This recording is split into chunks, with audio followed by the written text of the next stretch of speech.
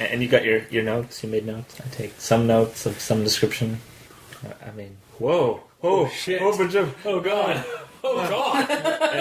So much. Now is that for both or just this one? The first one. You should have told me I can write down shit on my computer and transfer it over.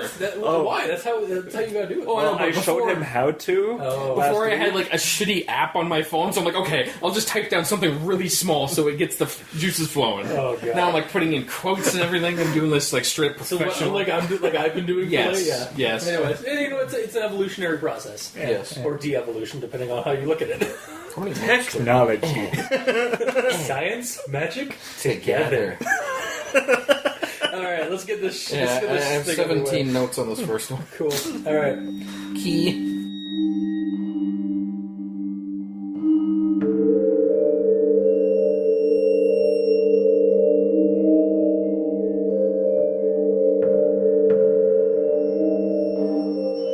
Oh, hello, and welcome to Al Dente Rigamortis. I'm Review Cultist. I'm Mikey. The E stands for evil. And I'm the gamer in yellow. And we're here to discuss those internet stories, most creepy and most pasta, and be critically silly doing it. Tonight we have, by demand of somebody on my Tumblr, the Harbinger experiment. Who you're not going to reference who it was to give him credit. Oh, okay. You know who you are. So, yeah, we're doing the Harbinger experiment tonight. I think it was either somebody on the Tumblr site, or it was somebody on my DeviantArt. Yeah. One of the two. But, they did bring it up, and I was like, it was a while ago, so I was like, oh, shit, I should put that on there. So, the Harbinger experiment is by Zyon J. You can check it out at creepypasta.wikia, right? It was on com. It's art. Well, is it .com? Yeah, creepypasta.com. Okay. That's a link. Wait, was it also a Reddit? I thought this one was Reddit and archived on creepypasta.wiki. No, both. I clicked on a link on Reddit. I don't know. I didn't look at the URL. Wait, you went on Reddit? I don't know. I clicked on your URL. Yeah. Too. Fair enough. Okay. This one was creepypasta.com. Okay. And I now have a loathing for creepypasta.com because of the ads. I'm so sorry. It's okay. It's fine. Well, you just put up a shield. We're at that. Let's just take a little time. Creepypasta.com. I'm sure you're listening. I'm sure you're listening. The new, especially the new owners of it. We understand you have to make money, and through ads, obviously.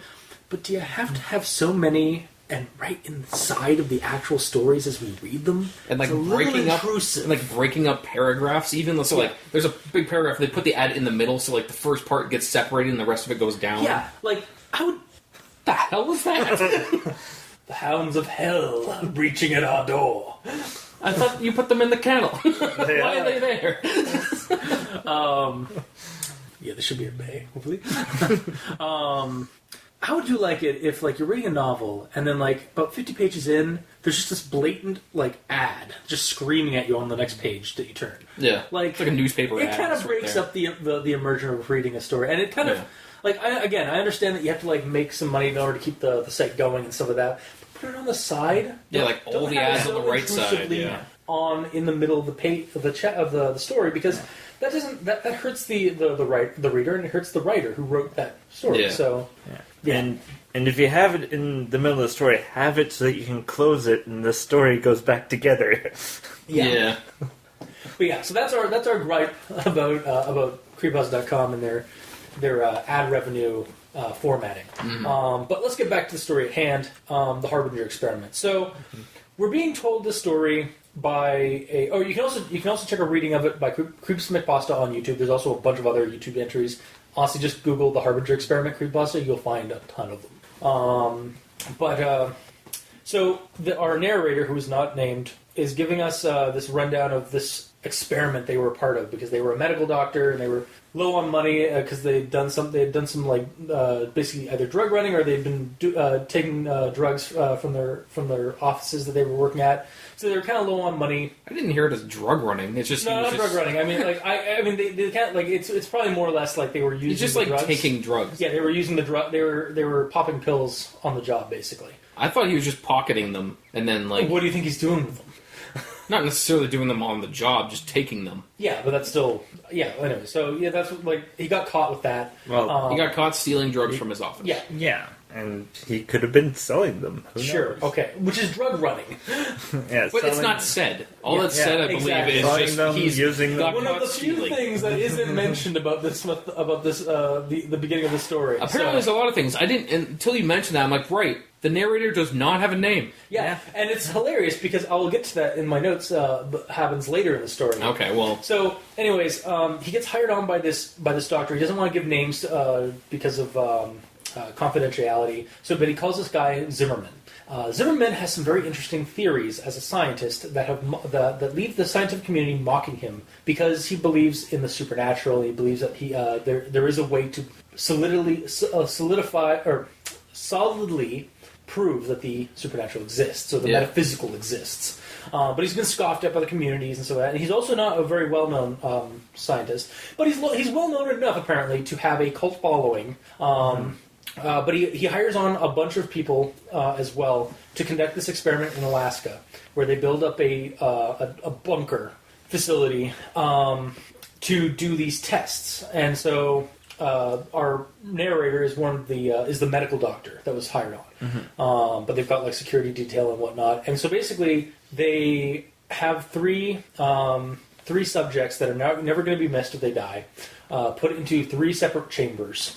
And they have cameras all over the place for surveillance and for observations and stuff like that. And they told them that the reason for being there is to do tests on isolation. Yeah, on the human mind and so that, and like the effects of that. So they start up after a couple of months of like prepping and stuff like that. They finally get down there and they get to work. They start with Zimmerman basically starting up this chant over the audio or over the speakers, and then screaming starts from the 3 subjects, and then all the cameras in the cells go static for a while, and there's at least a day or two or something that a day passes. It's a day when they go back up to their cabin up on above ground. Yeah, I believe they were like screaming for an hour. Or Yeah, an and hour then they 13 minutes or something, stop, and then they just stop. Yeah. Yeah. And then when all the staff comes back from like resting for a day, Zimmerman's been down there observing, like watching the static screens and stuff. When he lets them back in, he's super excited because something's happened or something. And when they all get down there, they're doing more research. They spend a couple more hours like trying to figure out what's going on. They want to hold off sending the security detail. And like then, only Monitor 2 was on. Yeah, It showed that the 2 is the female only one- subject was dead. Yeah, and with a horrible terrified face on her. Yeah. Ever. But yeah, they want to wait at least 2 hours to see if the cameras will come back on for the other ones. And so they send the security detail out to Number 1, yes. And Which was the young man. Yeah, I believe. and so It was the a young cameras- man, a woman, and an old man. yeah, and so they go to the young man, and the camera just outside the cell, just as they open up the container or the chamber, goes to static, and they hear screams and gunshots, and then after a while it stops, and then 3 of the 4 security detail come back. The 4th one is just dead and Being shredded. dragged by the other 3.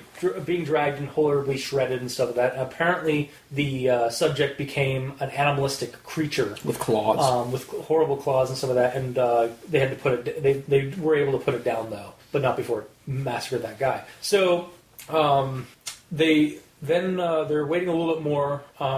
They do patch up the one security guard because one of the 3 security guards was also wounded. Yeah. Yes, So but they one were of them was able to- very dead. Yeah, very dead. And then 2 of them were unharmed. Yeah, and so then the 3rd camera finally comes on, and it's the old man, and he's like horribly like emaciated and like elongated limbs. He's and just staring his at the head camera. is smooth and bald now, and he's got like larger eyes. He looks like like a gray kind of from what I kind of pictured, like some deformed humanoid creature, just staring blankly at the screen and kind of emitting like a fear upon like everybody who looks at it.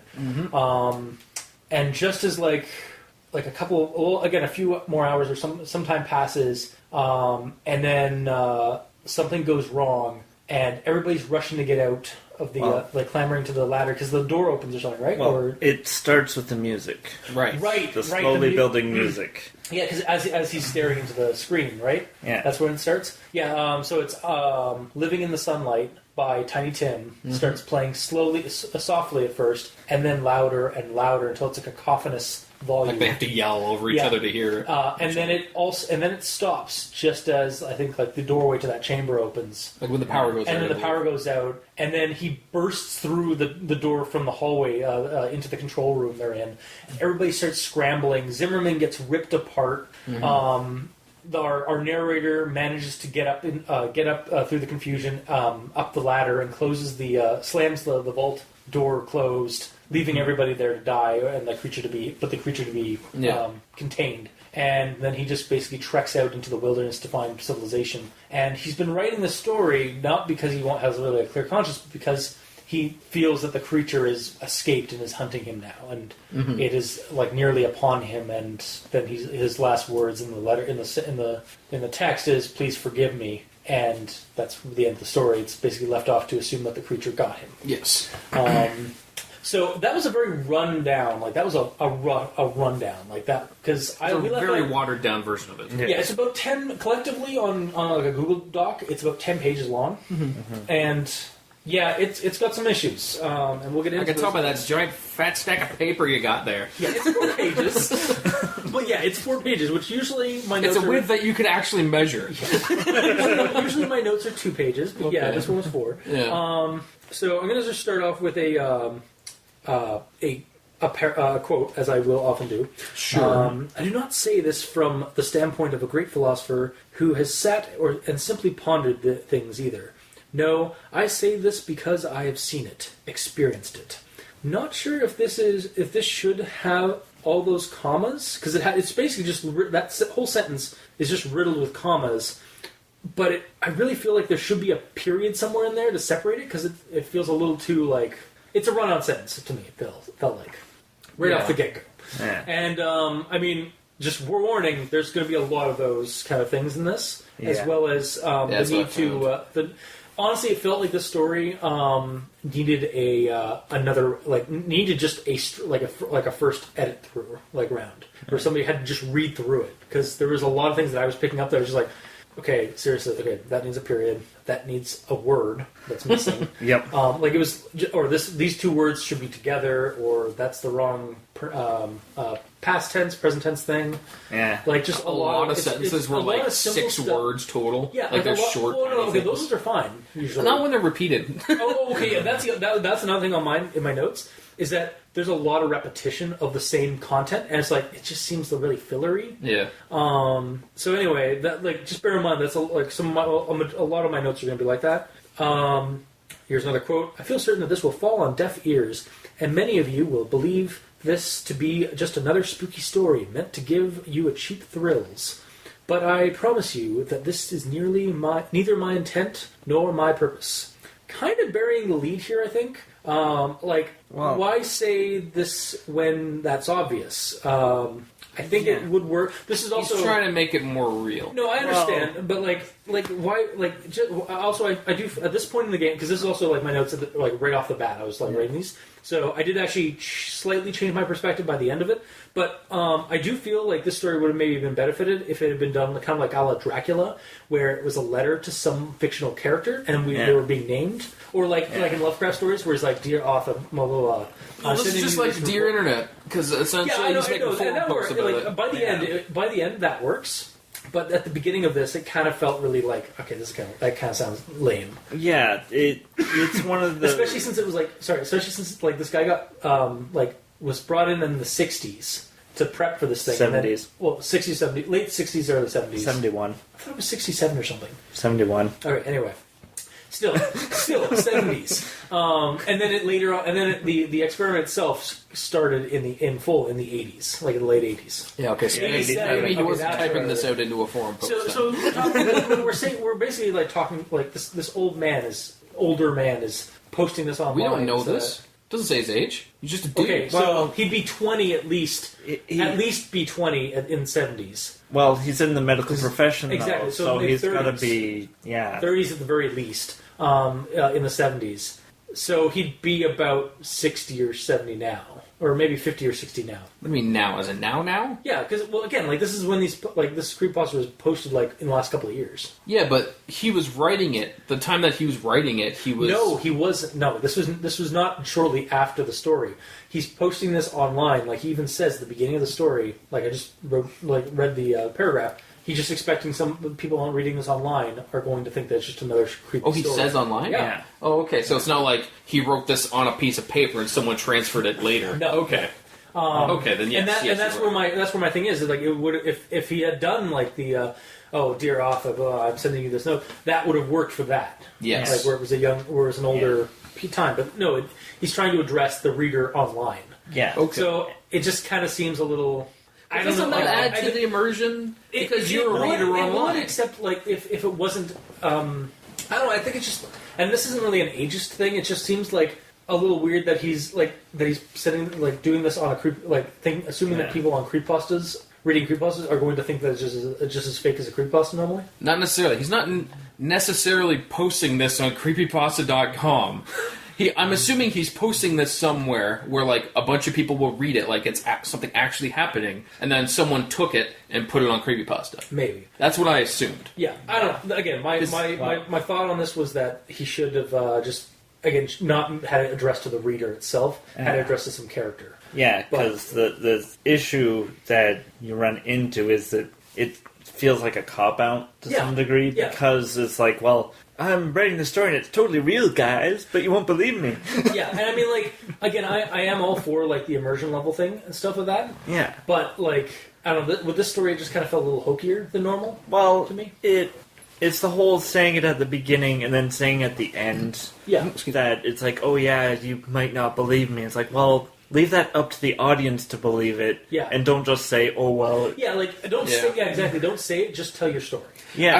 I find he keeps going back on himself. He's saying, like, I'm putting this out there, but you're not going to believe me. And, like, everything he says, he, like, immediately contradicts himself. Getting to that right now, because that's my next thing that he does. So, another quote. In 1971, which, you're right, in 1971, a not-so-well-known scientist began preparations for an extremely secretive project known simply as the Harbinger experiment. So, first thing on that is, a not-so-well-known feels like that description feels a little too clunky to me. Why? I think like it could be like an unsung scientist or an unrecognized scientist. Yeah. Would Just have felt a simply an little smoother. unknown scientist. Yeah. It's just like because it's like not so like I even actually like typed that into Google. There is no version of like way of not bracket or not dash so dash well dash known. Well, So you it do just that seems- when you're I understand kind of putting it together like it's a saying. When I read it, it was like, ew, no. Like it seemed Yeah. really kind of clunky to me. Yeah. But then, so a not so well known scientist was preparing this secret project, right?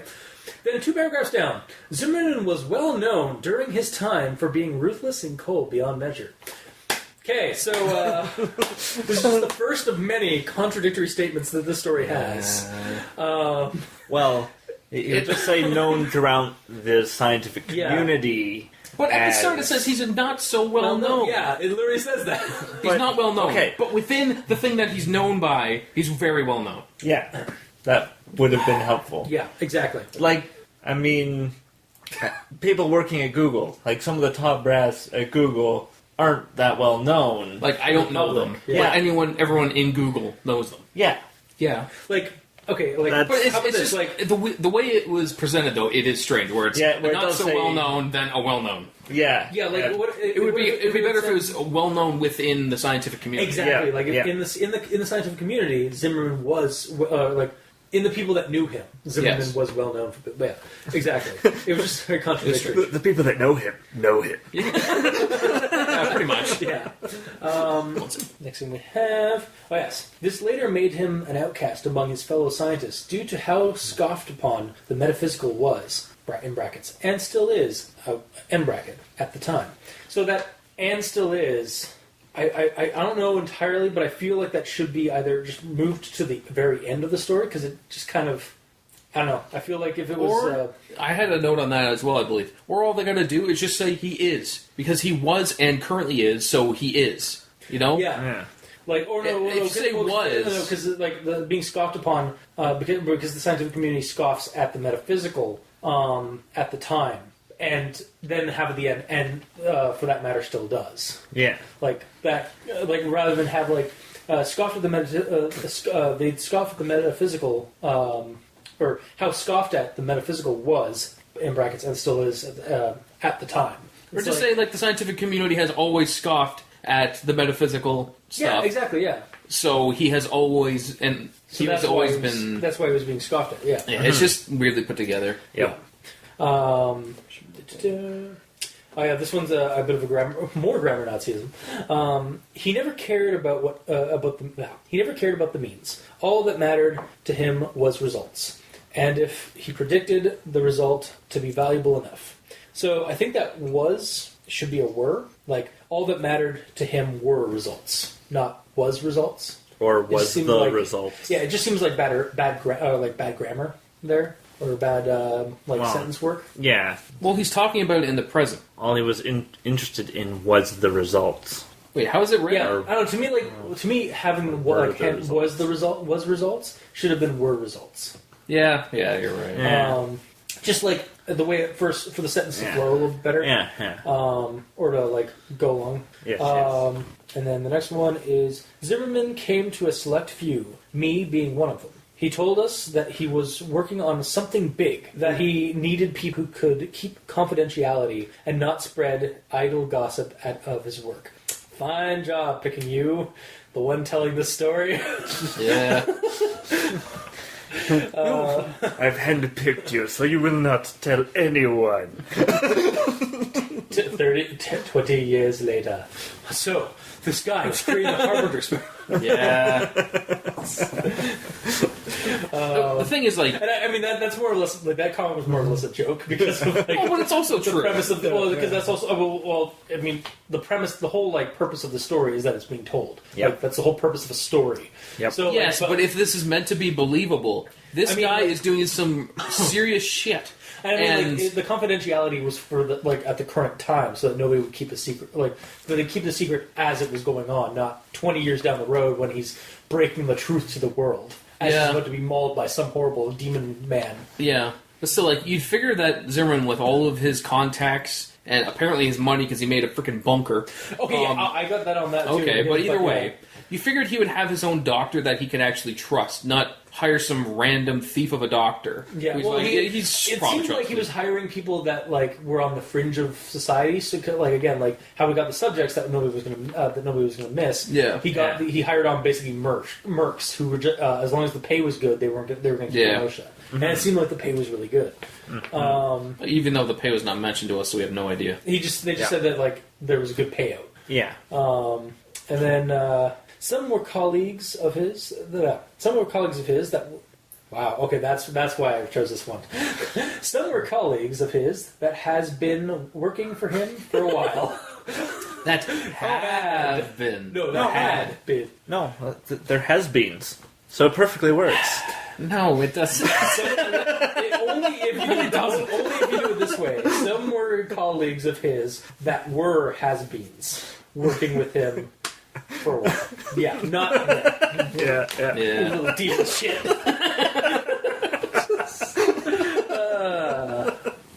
Alright. Okay, so here's a longer quote here. And upon that piece of land, Zimmerman built a concrete structure, not dissimilar to a bunker, in fact. The sole difference being that its goal was to keep any potential damage contained within the structure rather than keep it out, as he put it. So, a vault, or a vaulted bunker. Yeah. No, because, like, the purpose of a bunker is you go in there when there's shit happening outside to stop. And you go into a vault to keep things contained. Yeah. But this is more of a labyrinth. Yeah. And I'll get into that right now. And I'll get into that in this one right here. Most of the structure dug underneath the earth, which had the effect of making the underground complex seem so much smaller than it really was from the outside, as would be expected. So that whole sentence, like that description of like the vault, kind of feels like a filler, like a little bit fillerish to me. Well, like you could have just said he had a vaulted bunker emplaced in the ground to conceal its size and contain his research. That gets rid of both those two lengthy little paragraphs. Yeah. It's trying to explain that there's like a shed at the top. Yeah, Well, there's like a massive a little concrete structure, and then like that high. It's basically the entryway to a labyrinthine structure. I get that, but like again, the way it's worded in those two paragraphs, it just seemed really. It's very clunky. But you see, or those two lengthy. You see those because I think those are actually two sentences. That's a separate. That is one sentence. Wow. Okay, that one had two sentences. Okay. Either way, you see, if this was written correctly, then it wouldn't be 10 pages and he wouldn't get his word count down. See, that's the thing, though. Like, it's a creepypasta. Like, it's a short story. Like, and again, I'm going to get to this at the very end of my notes, but I feel like this just really needed a hack job, like where you just need an editor to come in and just get rid of what was unnecessary. Because there's a lot of unnecessary filler in this story. So, like, half of the words? Yeah, but that's fine. Like, it's better to have it makes it easier to read than to have again, do you really want to lose your reader 5 pages in, or like 2 pages in? Which for example, I was very close to kind of like I was like almost falling asleep reading the first 2. Yeah, because the entire first section on creepypasta.com, nothing happens. Exactly. And it's huge. It's describing the procedure of like building this facility and having this facility for his experiments, and then the good parts are kind of just like they just kind of happen really quickly. Like there's no suspense like when the experiment finally starts. It's just he started chanting and it happened. Or the supernatural happens. Yeah. But I'll get into that again further. Something that I just thought of and I should have tried. Okay. I wonder what would happen if you read the first paragraph and then skipped to the second page. That might have been good. That might have actually been better than like getting rid. And again, because that tells you what this is about, the reason that this is being said, and then stuff's happening. Yeah. Again, I'll get into it. It might actually work. Well, the problem though there is that the first section is setting up the scene. Yeah. He takes a long time to set it up. Yeah. And I feel too much time because he's constantly repeating himself during it as well. I feel like on the first page, the only important stuff was the guy was a doctor. Like the narrator is a doctor, so that's why he's there. Many others. The reason that they got the 3, they lied to them. Yeah. He built this. He had this bunker built on land in isolated Alaska. Yeah. And then, tell us, it was a control room, had 3 chambers, hallways linking to it, a medical bay, that's it. And a break room. And a break room, which really wasn't entirely necessary. Because it wasn't used. Yeah, there was cabins upstairs, up on the surface where they'd use. Yeah. So, well, that's for sleeping. This is for taking a break during work I guess, yeah. But it's just, and they were their and then give us their Gacy, do a quick layout of the bunker. That's fine. Yeah. Give us a the purpose of the experiment and what was going to happen, and then get into the good stuff. Yeah. Don't spend 2 to 3 pages explaining methodically describing every detail about this bunker. And the thing is too, the reader. Also, with the amount that was said, I would expect everything to. I would have a crystal clear image of everything, but I don't. No, yeah, there's still a lot of stuff that's open to interpretation. So with that amount of words, it should. Also, were security cameras really that great in the 80s? No, that's why they said that it was somewhat poor quality. Yeah. Did he say that? Okay, yeah. Because they were budget ones. Oh right, yeah. Okay, so you probably bought camcorders and duct taped them. No, they were probably just one of those probably found an office a cheap security office camera thing. So,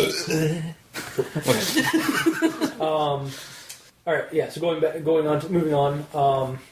There was only one way of entering and leaving the underground structure, and it was via a ladder that led from a small, unassuming concrete building on the surface, which I will refer to from now on as the entrance building for convenience, to the network below. You didn't really need to say that. Right. Yes, you did. Or you don't really need... which I will refer to from now on as the entrance building for convenience. That's in brackets. I really feel you don't need that because it's pretty safe to just call it something without saying you shall henceforth be calling it something. I don't need warnings about... what you're saying, as long as you just keep referring to it as something, as it goes, you don't have to say that I will continue to say this. it's just... Well, it's just 100%. It's like, okay, this is the building, that's what it looks like. It's called the entrance building for the rest of this. And I think that's my problem with it, is that I don't really need... personally, I didn't really feel the need for just holding my hand the whole way through, is really what it felt like. Do you know if he actually calls it the entrance building after that point? Yes, he does. Does he? I Okay, believe he good. does, yeah. Okay, because I sort of remember reading that, but then I don't remember if I read entrance building ever again. You see, because he so clearly laid it out that this is called the entrance building, so every time actually, you read my next quote, it has, like, compared to entrance buildings... Okay, there's supposed to be a "the" there. Compared to the entrance building standing on the surface, the underground system was massive. As you've said already, case in point, stop repeating yourself. Yeah. And then the next quote is, this is again more methodical, like detailed description that kind of doesn't really work for the story. Like he does it too... It's like the Nightman. Wait, was it the Nightman? The noir story we did a while back, where he just like would methodically, like step by step, the guy's actions, right? Yeah, The description of like step forward with his right foot, and then his left foot. You say that, but that's kind of... He reached it with his right hand, put it on the doorknob, and turned it counterclockwise. Checking my Smith and Wesson. Like that stuff's important because it gives you a visual. I do agree, but he did it for every time he went into his car. He gave it the full detailed name and like make and model, and so you can do it once. So keep doing it. Yeah, because at that point he could just go his revolver. Yeah, exactly. Yeah. But he kept doing the Smith and Wesson. I pull the bullet because he loves that gun so much. But anyway, going back. So this part here, thick metal doors stood at the entrance to each of the 3 8x8 foot rooms, and in order to open them, you would have to enter a 4-digit code into a panel located near the door. Yes, that is a lot. Like the methodical, detailed description of the bunker complex could be worked on. I like I'm not that. saying. I'm not saying that. I'm not saying. I didn't have a problem with that. For me, like this was just the paragraph that kind of I chose for the example. But the whole thing I was getting around for that note was that he describes everything too much. Like and again, like we mentioned earlier, he describes so much, but you have no idea. Like you really have a hard time also like fully seeing the bunker. Most times, yes. In that specific example you took, I had a very clear visual. I was kind of bored by that sentence, honestly. Like by the end, I like having a visual, but you reading that's interesting because that is also a lot. Remember when the guards go to the door, they look at the camera, and someone in the control room has to open the door. It's a 4-digit code. So he like forgot his own the thing he wrote in the story early on. Wow. All right, there we go. Yep. Okay. 4-digit code. That's a little strange. Yeah. Should we have like a ploggle? Yeah. So like my whole point about that note was just like, at least at this point in the story, like I think it's 2 or 3 pages, like the beginning, like where he's describing the bunker and stuff. For me, it felt very dry and it felt very repetitive, and because he does repeat himself multiple times. Fair enough. But anyway, going on. So the official purpose of the Harbinger experiment was to test and observe the effects of extended isolation on the human mind. This is what was listed on reports being sent out, at least. To who? The government? The scientific community that scoffed Zimmerman for his theories? It's never really mentioned, even a hint as to who is receiving these reports. Like, maybe I could see that it may just be going out to like some people that Zimmerman knows, or like that are supposed to be funding this thing. Yeah. But we never get we're not even given a hint as to who's funding this. It just seemed I think he says something along the lines of like, I wasn't sure, like Zimmerman must have had a lot of cash or like a lot of fund or some kind of funding to do to get this thing built. But they never say who. Yeah, we never find out who exactly is getting these reports, who's been funding this operation. And that honestly doesn't matter because this character wouldn't know that. No, I get that. So we already know that it's a scientist. Scientists need funding. Funding comes from an external source. I was happy with that. You have to report to someone. Yeah. Otherwise, they're going to pull the funding. Okay, I will give you that. It's just like, again, at the back of my mind, I was like, we don't even get like a rumor or a hint. Then again, he did hire everybody to so that they would because they were specifically not the kind of people to have like tell rumors, chatterboxes. So yeah. Yeah, I guess it does work. It's just when I first read it, I was like, "Who is funding this thing?" Yeah, it's a little weird. Like, is Zimmerman just like a multi-billionaire or multi-billionaire? You never know. I mean, yeah, it could be a Bill Gatesy type. Or it could be funded by cultists. Who knows? That's true. Yeah. Yeah. Apparently, he does have a following. Yeah. So it could be like that kind of thing. But again, it's not really mentioned, and I guess for this one, I will give it to you, like that because it's from the perspective of the scientist. Yeah. He wouldn't know, and so therefore we wouldn't know. Yeah. So, okay, I'll give you that. Yeah. You win this Victory! round. You win this round. Okay, so this is another. Okay, I have 2 grammar Nazi ones, and then I think I actually eventually just like, all right, I'm just going to stop because there's so because again, like this story just needs to be like read through and edited. Like grammar I had the exact same thing happen to me. Like I'm not huge into grammar Nazisms, but like just me like making notes on like ways that to write it better. I'm like, I have to stop, or I'm not going to be able to finish this. Or my 4 pages is going to be 10 pages. Yeah, You're you walk in here with a binder. I literally I had a lot more. By the way, I did have a lot more notes. Yeah, I did. I chose to keep out most of the ones. So like, I'll just run through these 2 like really quickly. So, all 3 random entities to cross over to our world, and each one these beings would be trapped within one of the 3 rooms. So between 1 and these should be, and each one of these beings. Yes. So then the next one is, it is not unlikely that Zimmerman had given them to order, this one. Yes, I know this one. It is not unlikely that Zimmerman had given them the order to now allow anyone to leave. Should be So not. it should be not. Yep. Yeah. Yep. That's the first one in my notes that really stood out. I was like, man, I haven't been making any notes, and then I read that sentence. Because I mean, it's like he had given them the order to now allow anyone to leave. You can all leave now. Thanks for stopping by. Yeah. And then this one's just one about the repeating stuff. All were native to Alaska, and each one was lured into the project under the belief that they would be participating in a harmless study on the effects of isolation of the human mind, as I mentioned before. So stop repeating yourself. Yeah. It's almost like he's expecting people to jump in halfway. Yeah. Maybe he was expecting people to jump onto part 2. Yeah. Like that. That idea threw it. But this is still part 1. Oh, right. Okay. No, then. Okay, here's the part where, like, when the supernatural, when the good stuff finally happens, it happens a little too. It kind of just like casually happens, and I was like, there should have been a little bit a couple of words or a small sentence here to make this a little bit more tense when he finally starts activating the experiment.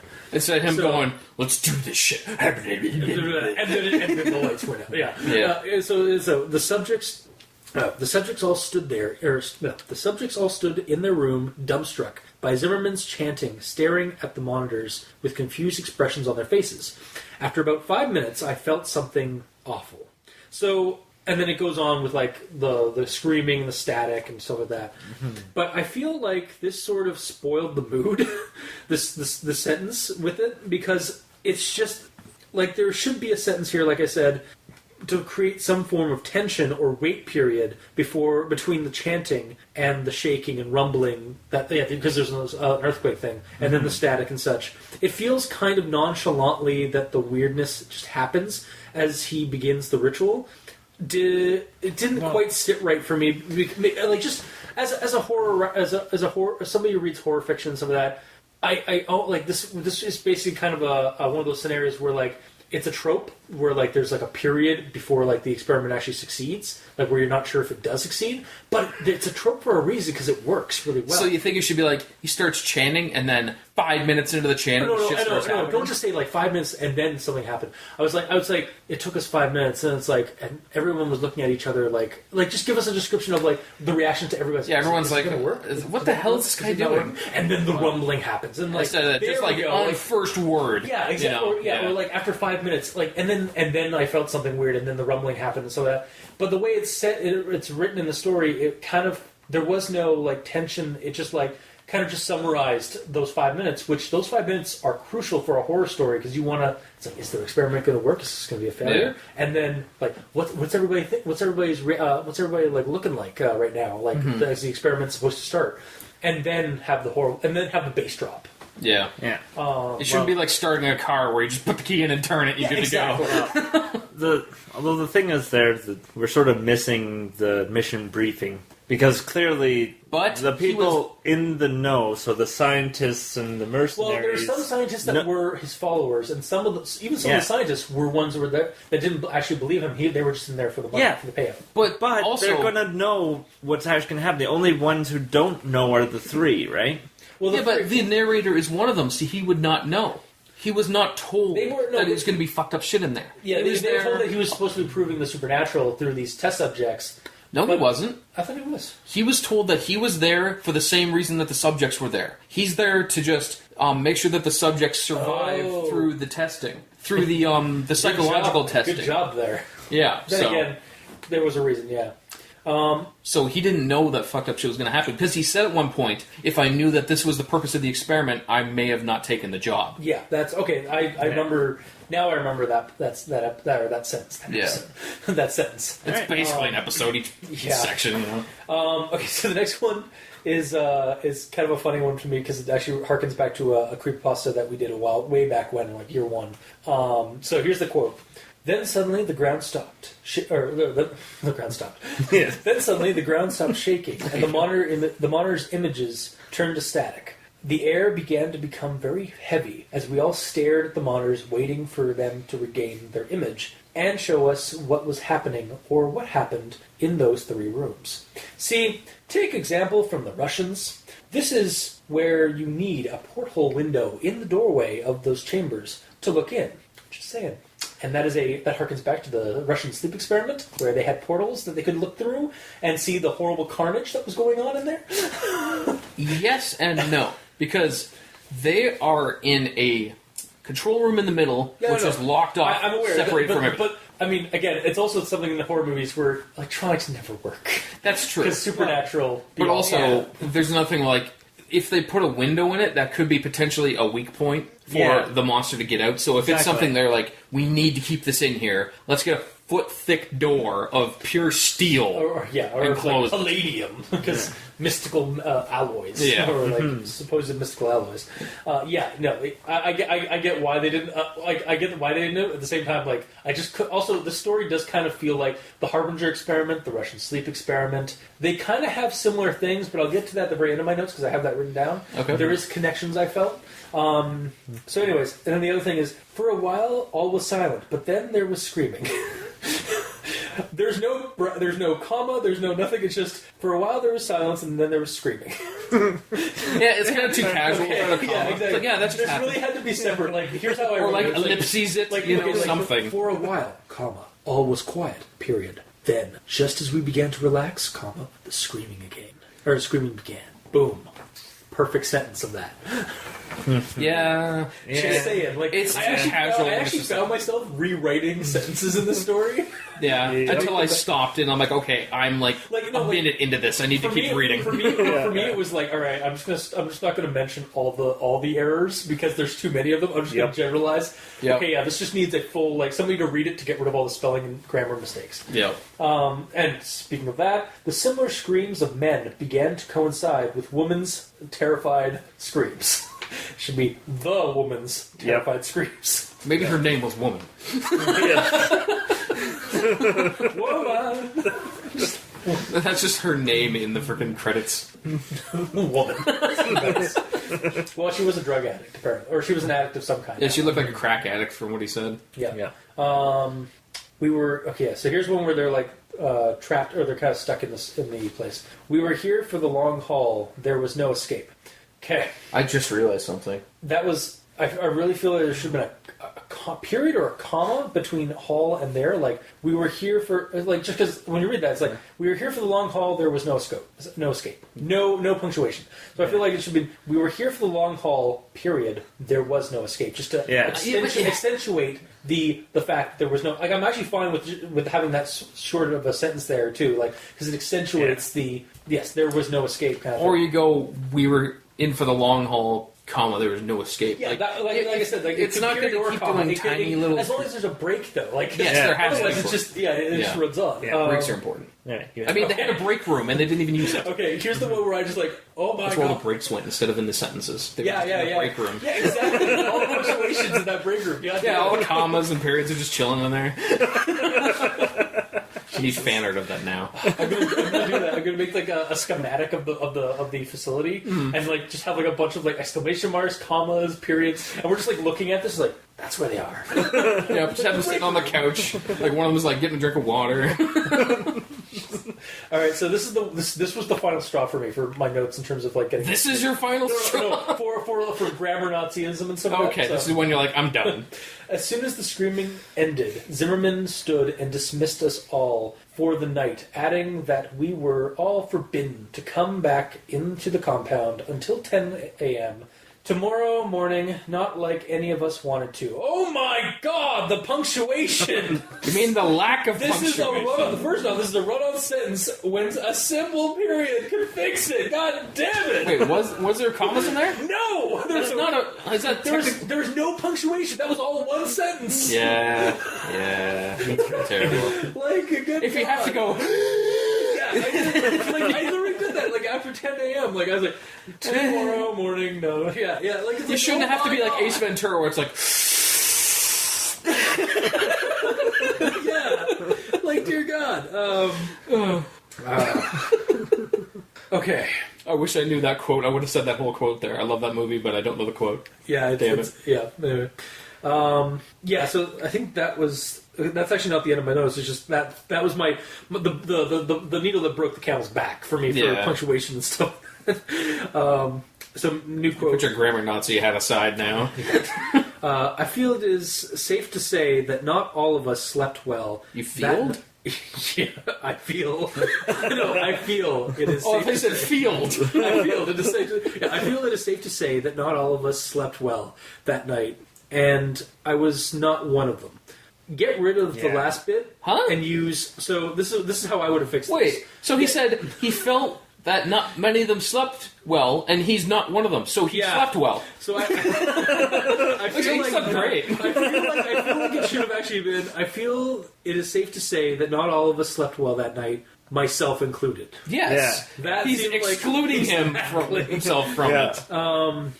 And then we move on to the next quote.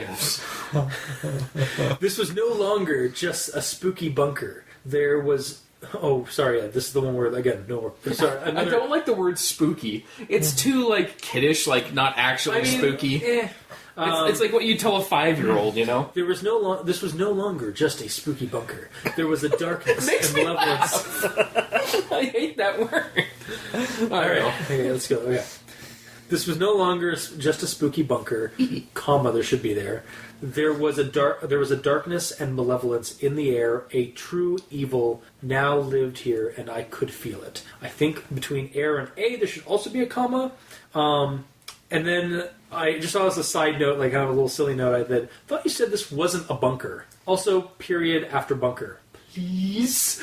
What do you mean you didn't say it was a bunker? Well, because earlier he's like, not dissimilar to a bunker, but unlike a bunker. Blah, blah, blah, blah. It is a bunker. I know, I was just like... It's a bunker that's been turned I did also inside say out. it was a silly note, because I was going on semantics here. Yeah. And then this is actually the one that this is actually the start of when I started liking this story.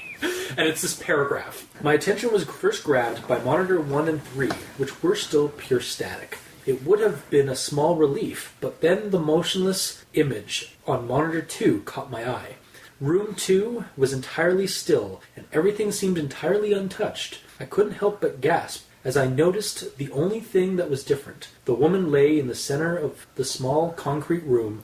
An expression of fear and terror was frozen into her gaunt face as she lay silent and lifeless on her back. Okay, when I read that for the first time, that actually gave me a nice little chill. Yes. That was basically the start of the good part of the story. Yes. For me. Yes. When shit finally got like when the writing finally kind of coalesced into something genuinely creepy for me, and then it was kind of ruined by this sentence. Like immediately after. Oh, no, but like I think within like the next paragraph or something, this happens. The subtly loud tick tock of a clock. Wait, Ow! The subtly loud tick-tock of a clock. Because the tick-tock of a clock is subtle. And okay, But because of how quiet it is, it's like... and it does actually go on further, I think, where like because of how quiet the room was. Yeah. That was the only thing I could It is... That sentence is put together weird, though. Yeah. Like, how would you say it? With how dead quiet the room was. It was so quiet that the tick-tock of the clock amplified. Or the subtle sound of the normally subtle sound of a clock. Yeah, that kind of thing. Became blaringly obvious. Boom. There we go. Yeah. So, next quote. All of the other staff members were working except me. This was also there needed to be a period here, right after except me. This was due to the fact that the project had been completely injury-free thus far, so I essentially had nothing to do but wait for someone to hurt themselves. First, wrong sentence. Second, there is a dead woman in that other room. And no one's been hurt yet. You should have sent the security detail to investigate that room, and that room only, and get her out of there and perform a fucking autopsy. No. It's not like they have a doctor there. Yeah, right? They can't do that. And then moving on. She's not his responsibility. Yeah, it's not why he's there. He's there to write a story. Yeah. And he's only there for the mercenaries. Yeah, that's true. I mean, you just think, like, if you have a medical doctor, and something like that happens, you'd want to have the subject removed and brought into their medical bay to do an autopsy and see what killed her. Yes, even if Zimmerman is a complete dick, he's like, okay, I'm not touching that. He'd want the material, he'd want the evidence of what killed her. I wasn't even going to say that. I was going to say, even if Zimmerman's like, okay, she's dead, you guys go to this room, then you figure the doctor would pipe in saying, Mr. Zimmerman, we need to see if she's actually okay. She could just be not, like, in a coma. Yeah, okay, well, first off, it would be, and that's Dr. Zimmerman. Thank you very much. Sorry, he's a scientist. You said Mr. Zimmerman. I don't care. I know. I'm being a dick to your dick. Don't be that sounds weird. Anyway. I don't want to be in the same room anymore. Especially, like, in between us, it's kind of awkward. Next sentence here, or next quote here. They quietly chatted among each other on the other side of the room while I spent my time reading and pondering the situation I currently found myself in. Dear Diary. Shit is fucked up. Is the money really worth it? Yeah, basically. Like, literally, that was my response. I was like, Dear Diary.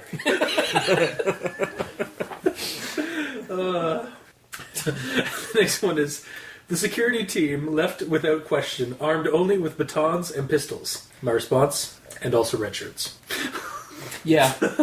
Like, okay, if Mr. Zimmerman was somewhat aware of what he was going to do, and he's hiring security, and he knows roughly what's going to happen, you figured he'd get them a couple of AKs, you know? Well, they didn't actually know what was going to happen. They didn't know that... I'm sure Zimmerman knew what was going to go on. I don't know necessarily. Like, they knew something was going to possess those bodies. He knew to a point. He didn't know they were that there's these security. He was unaware that they'd mutate. They thought they were expecting possessed human bodies, and that was it. They were not expecting mutated bodies. If he was expecting just a possessed human, it would be a wood door with a window in it. Not necessarily, because there's guards with pistols, guards with batons, and a door. If it's just a possessed human, they could beat the shit out of him and shoot him with a pistol. Because that's a thick slab of a door with all these security precautions, he's assuming some shit's going to happen. Obviously. They should have an MP5, right. an M16, a rocket launcher, At that point, they should have just had some kind of purging system where it just, like, lights up the entire chamber with flame and incinerates everything. Oh, I don't know how much money this guy has. Apparently, that's another thing that's weird, too. Like, he apparently has a lot of money because he made a bunker. But they specifically said that the cameras were budget. Yeah. Why? We spent all the money on the bunker. You know why? Because they wanted a reason to have creepy video evidence. Exactly, yeah. Of low quality. And going back to the AK-47... Yes. They wouldn't have those because from the outside, they're just doing an isolation experiment. So having AK-47s would seem overkill. Like, why the heck would an isolation experiment, or like the people who are have security with AK-47. Or if this was actually like budgeted by some like higher group or organization that Zimmerman was like working for, or like leeching money off of, and it's like, excuse me, Dr. Zimmerman, what's looking at your pay, your receipts here, and we got AKs and M16s. Why does your security detail require that for a psychological test of isolation? Yeah. But also, he doesn't like he could have gotten them by other means, you know. I know. Like, he's essentially hiring mercenaries. Yeah, they could have their own weapons. Mr. Stallone and Schwarzenegger, yes. we'd like you to. This will give you a very strong payout if you can bring your own duffel bag full of war weapons. Yes, of course. They show up. One guy's got a minigun, the other guy's got an M60. Oh, just get to the chopper. Yeah, of course. But yeah, I just feel like they were under-equipped. Yeah, obviously. What he knew was going to happen. Well, I'm not entirely convinced that he knew that they were going to mutate. I think he was expecting just basically maybe slightly stronger than normal humans. Yeah. 2 security doors of thick metal. Here you keep saying that, but here's the thing: a human who has all their limiters, like we have limiters on our bodies that our nervous system and whatnot places on us, so we cannot kill ourselves by like running inhumanly fast, because we can actually speak for yourself. Hang on, I think I got here. Our bodies are able to run inhumanly fast if those limiters are removed. That's why I know. Like if your body is not concerned about damage, you can destroy a wooden door. You cannot, however, destroy a metal door. Actually, you might even be able to get close to, depending on how thick the door is, or how thin it is. You might dent it. A human body, if it's not concerned with destroying itself, could get through a metal door of a certain thinness. Yeah. But so the thick door, though, it just guarantees that not even a human without limits, or a human without limiters, couldn't get through that door. Whereas, again, the pistol is still, even no matter how much limiters you have removed, a shot to the head is still going to kill you. Because that's, like, your control factor is gone. Here's another thing. Yeah. Subject 3. Yeah. The power went out, and then all of a sudden he was coming to their door. Supernatural. So, the Voorhees. Either Voorhees teleportation, or because the power went out, his door with the coded lock opened. I'm thinking that's what happened. So, So the doors really, it doesn't really matter what they were because they weren't attacked. The doors were not damaged. The only door that actually took hits was the door to the command center. Yeah. And it was just bashed open, like just, oh yeah! Yeah, pretty much. Oh no! So they essentially could have just had the other ones as cell doors. Yeah. Like open bars, you know? Yeah, I guess they could have, yeah. Because they weren't Well, no. Actually, they couldn't, because I think those doors were also in place, probably specially designed, or at least I hope so. Again, it's not really said, because he was expecting some metaphysical entity to possess the bodies. Well, that's why they had them locked up in separate chambers, so that the thing couldn't. It was only going to target the thing in the chamber. Yeah. But if you have a gate, if you have a cage thing, it's going to come through those gates. It's an incorporeal being. It's going to come through go through those grills pretty easily and go right for the control center, and possibly choose a random other person. Yeah, fair enough. Okay. Yeah. All right. So we're at red shirts. Here we go. My next thing is, after a couple more minutes, 3 of the men came back carrying with them the corpse of the 4th. He had a massive cuts covering his chest, and his face was shredded. Well, guess what, Mr. Doctor? You have work. The dead man's name was Frank. Do you want to keep the names off the record? Also, just why name the dead man? You've not named anybody else. He could have just been the dead security. Yes, a random security.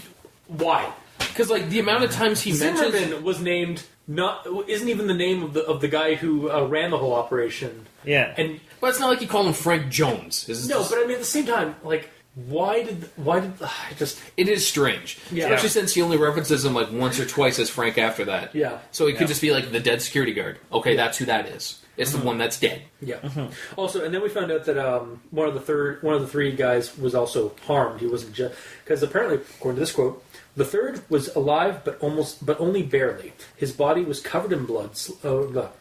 His body was covered in bloody slashes, and one of his eyes had been gouged out. Jesus, why didn't you mention this when they arrived back in the control room? It He's like bleeding Frank, out of his eye. Like when I read that, like when I read like the part when they showed up with Frank, it sounded like Frank was the only one harmed. Yeah, and then like, it should be like two guys were carrying Frank, and one of them was behind them, barely making it there. Yeah.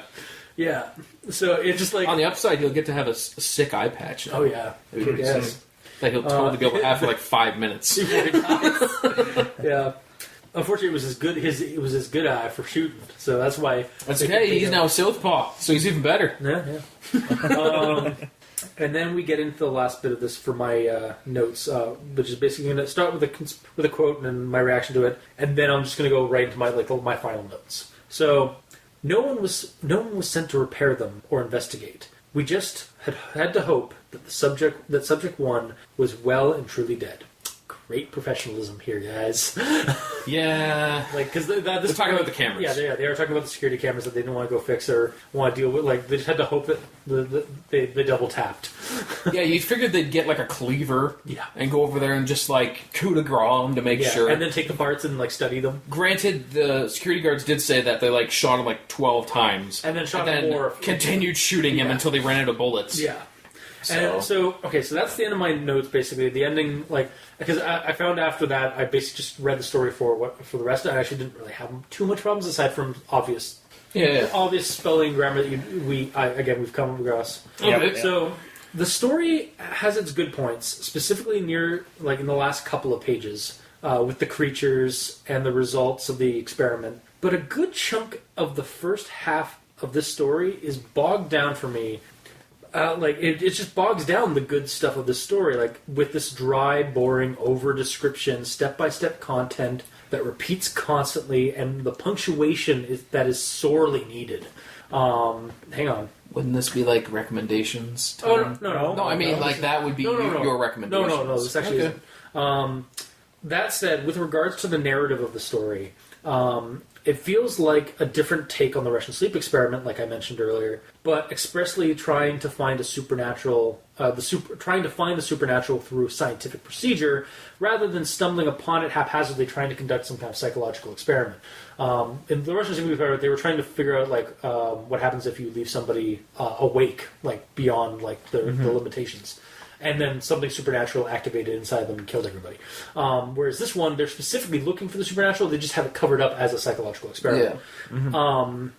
And so I feel like this one is the better of the two for that. It also feels very much in the vein of Lovecraft stories like The Reanimator or The Beyond, where the scientists, mad with passion to see and know the unknown, get more than they bargained for and end up like dooming themselves with their experiments. I liked that about it. I did also mention at the beginning that the story could have benefited from not talking directly to the reader, but rather being a letter to some other character. And then the ending with like, I'm writing this because I fear the creature has escaped and is hunting me now, and it's approaching me now. It's coming from the other side of the door. It's going to get me. And then forgive me. And then that's almost like a Lovecraft story, Dagon, where the character is specifically writing the story of how he came across Dagon's island in the Pacific, and now the creature's hand is bursting through the door. I'm signing off as I leap through the window. Like literally, that's how the story writes down what he's gonna do. So, like, I feel like that's how I felt at the beginning of the story. Like, it should have ended with, should have had this like letter kind of mentality to another character. The ending kind of fixes that issue because it actually kind of works, but maybe get rid of work on the beginning to make it work better for the ending there. Yeah, more better. So that's more better. Whatever. It's okay. They come here to English better. Yeah. They totally don't. But, and then basically my bottom line for the story is that it's in dire need of some soft and hard editing rounds to cut and clean the story into a more presentable piece. Yep. Hack out the unnecessary bits and the filler and tweak the clunky parts. There is a good story to me in this. Like, it is definitely a step up from even the Russian sleep experiment, I thought. it just, and especially near the end, like they nailed it at the end. Like, they almost nailed it at the end with the sequences that were happening, but it just gets bogged down by the filler. So that's my lengthy notes, my 4 pages of notes on this. What do you guys have anything separate or different to say? Do you think you've said everything? We have nothing to say. Let's move on to Gamer in Yellow. Why? Because you have so many notes. You were saying You have notes too, though. I do, but you have so many. Oh, that's sweet of you. Okay, Get a room, guys. No, All right, we're in a room right here. It's fine. leave, review contest. Your part is done. Yeah. Okay, well, the first thing I have is just kind of a general question. What's your guys' opinions on the slow reveal of very basic information in these? Like, for example, there was 8 paragraphs until we knew where we were in Alaska. Well, I think I mentioned it. Like, I thought it was too dry and repetitive. Like, It's not even that. It's the fact that like, there's basic information that we have to wait to get. Yeah. So reading through all this, I have no idea, like...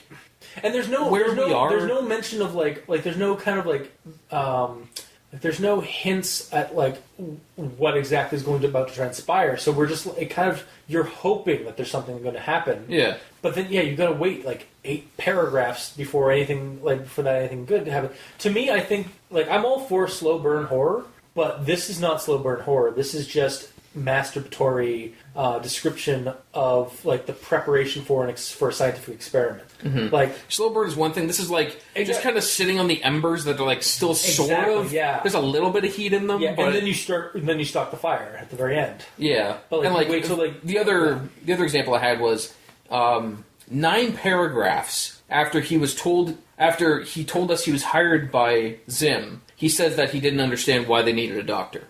9 paragraphs. It's just weird that he's like, he's mentioning that he's hired by Zimmerman. He's like, you figure at that point he's like, I don't know why he needed a doctor, but he hired me on, blah, blah, blah. It's kind of like the same thing. It's the same thought, but he kind of ripped the second half of it and put it way down here. It's like I was saying, like the story needs to be hacked out. Like the things need to be hacked out of the story that are not necessary. Yeah. It's or are slowing down the story's progression. Like, because again, like you're going to lose readers with this story. Pretty much. In the early stages, because there isn't a whole lot that happens in the first half of this page. Like that first part of the story, nothing really happens. Yeah, I'm gonna see if that works. Just reading the first paragraph and going to page 2. See if that actually works. Okay, now my second note is on like the whole idea that the complex, the way it's laid out, how it's confusing hallways and such. Why? Yeah, because it only seemed like there was 3 hallways that went out to those 3 separate chambers. There was a break room, a medical bay, I understand and a that. control room. That's it. Like, why? What's labyrinthine about that? No, it's the fact that center room. Yeah. Then there's the infirmary, break room, and then there's a door that goes to the hallways, which go like this. Yeah, exactly. It's like a pretzel. Why? But why? Like my I don't know if this is going to correlate, but my only comment to that is the myth of the Minotaur labyrinth, like to keep the creature in case, like almost like a safety procedure. If the supernatural thing gets out, it's like why the Minotaur was in the center of the labyrinth. It was the labyrinth was there to keep the Minotaur in as much as it was to keep people from getting lost. That's a very good point. Also, Winchester House.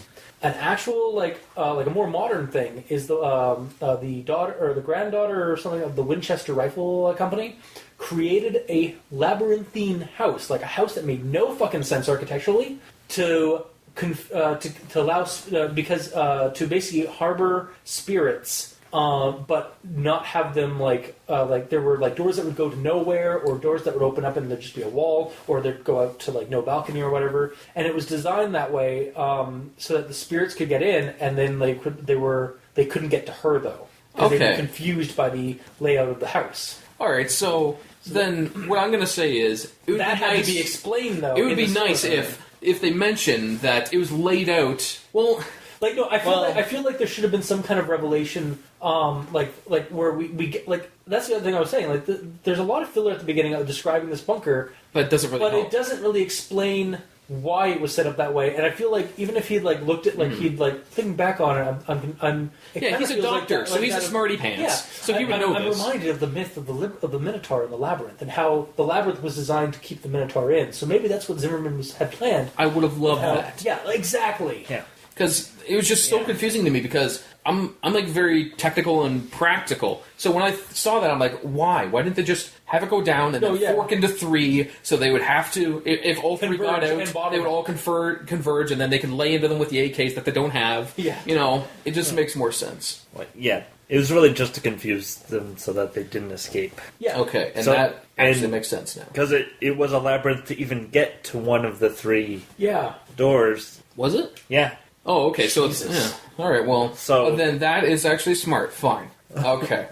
And then my next part is another opinion thing.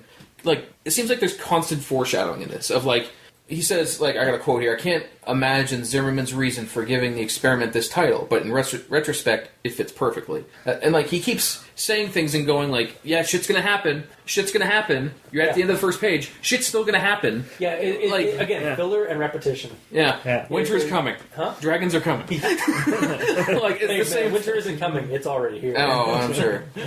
Final season, man. It just, like, keeps happening, and... I don't know if it's. Is it supposed to be like a book to keep you going? I think it was because like the guys, but I think the guy again like this feels like a first draft. Yeah, like, there was. I don't think there was any editing done, or if the guy did it, he did it immediately after writing it, and that's not the right way to do it. Yeah, like you need to have somebody come up and read it first, or walk away for like a week or 2, and then come back to it. Yeah. Okay. Yeah. Next one.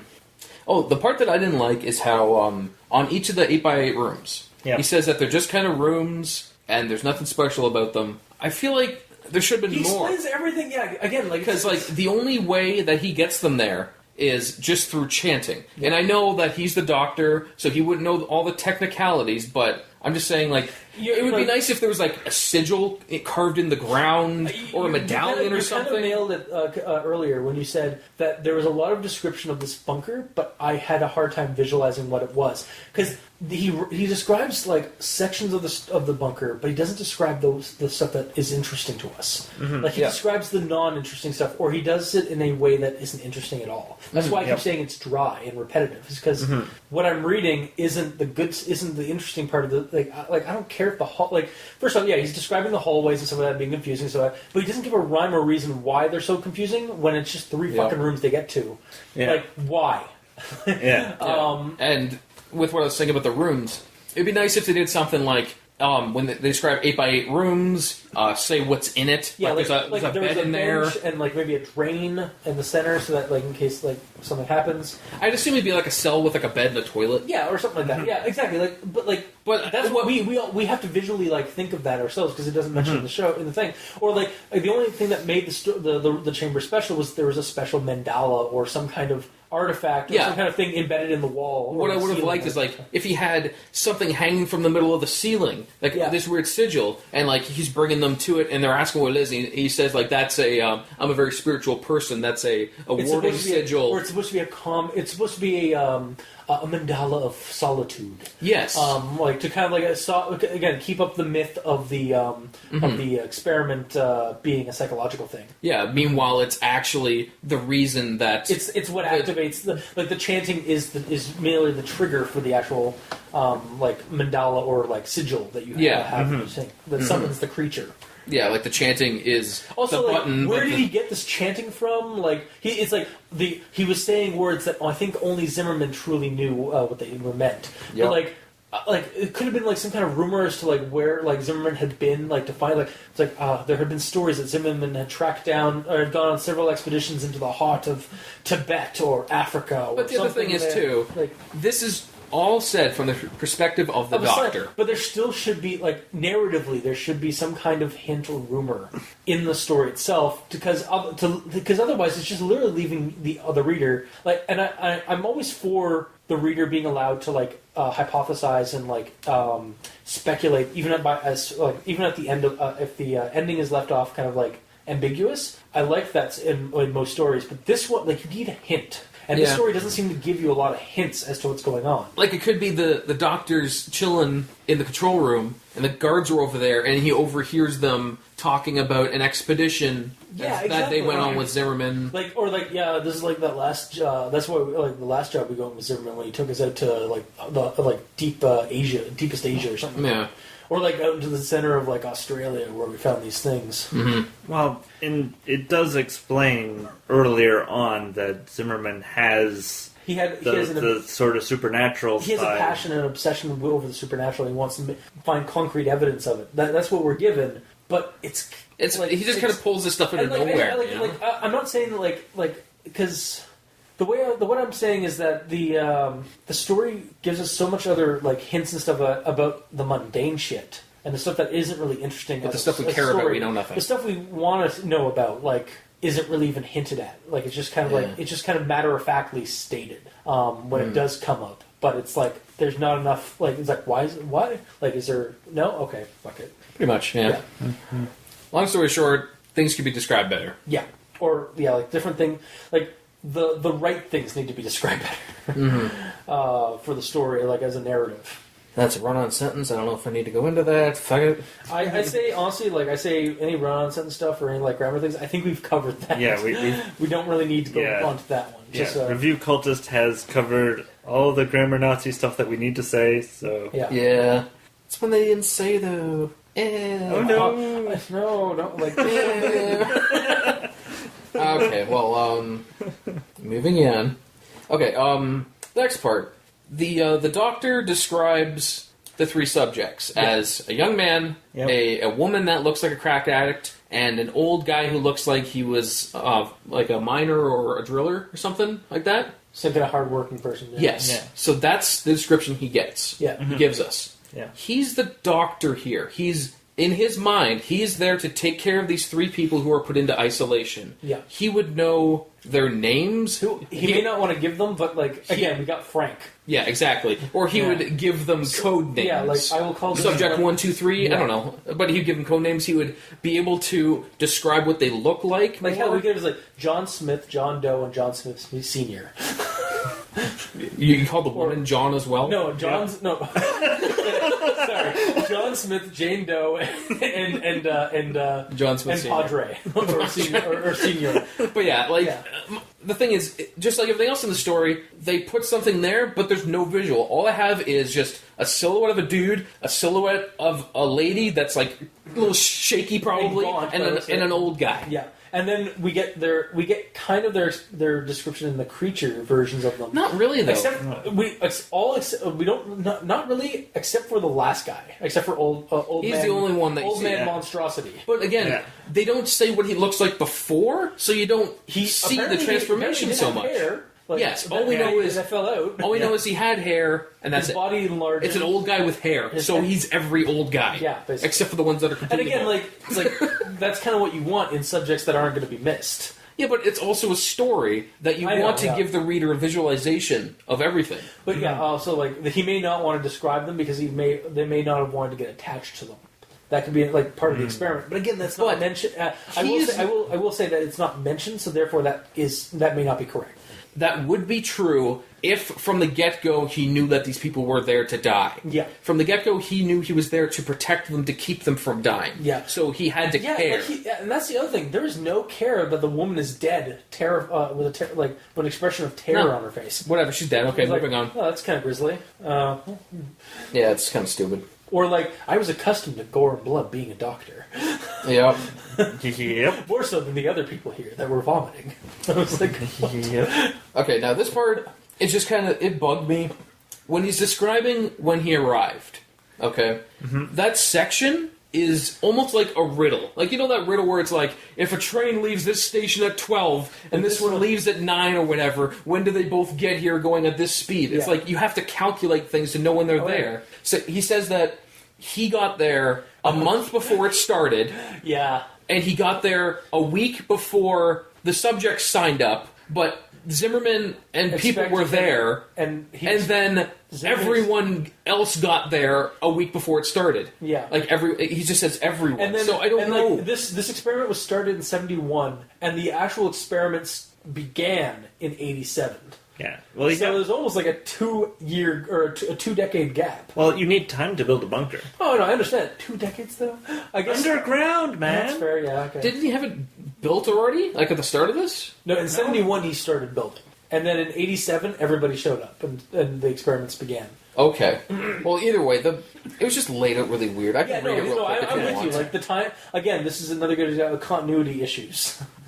It's not even that. Just the way that the information is displayed, it's weird. It's like, I arrived at the compound a week before the subjects had even signed up, and a whole month before the project even began. I was not the first to arrive by any means. When I got there, Zimmerman, his colleagues, and the security team had already arrived. I suppose you'd say I was the first among the people Zimmerman did not trust to arrive. Everyone had arrived about a week before the experiment began. What is that? Okay, That's in three paragraphs. Hang on. Also, what does that mean? Like, I guess you could say I was one of the people Zimmerman did not expect me to trust, because he's one of the guys that he hired on that aren't already his bros. Okay, the ones that he basically were only there for the payout. Yep. Yeah, but just the way that's laid out is weird. Yeah, no, I think it should be like, I actually rewrote it real quick.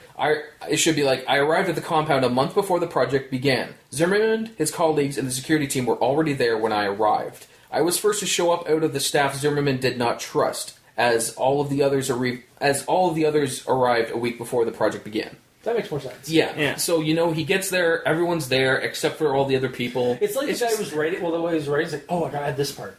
Oh, right, forgot to add this thing. I'll just write it right here. Yeah, instead of, rewriting the actual sentence. Again, an editing, we rewrote multiple sentences that, try to fix the clunkiness. That one I just had to completely read out because it bothered me. No, I'm glad you added it, because I totally forgot about that one in my notes, so. Mm-hmm. And then, when they got into the bunker... Yep. 2 of them were static, 1 of them was on. He got mad because the middle one was left on. So I thought he was mad because of the experiment's fatality. He also ordered that if the images in the the images in monitors 1 and 3 did not return, then within 2 hours he was going to send the security team to do them. Yeah, so he wanted monitor 2 to be turned off, which was working. Yeah. But 1 and 2 were static, and he wanted them to be working right now. Maybe he wants all the cameras to work, but...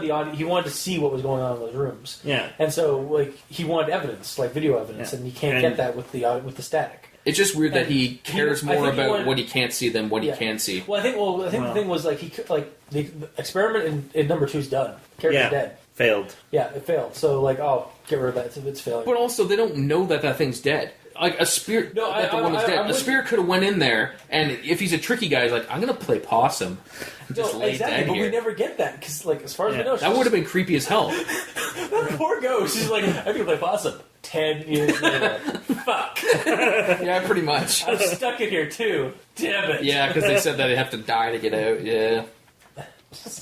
Yeah, we mentioned this about the female one being dead and no one giving a shit. Okay, now... When we get to the reveal of the monster on number 3. Yep. Okay.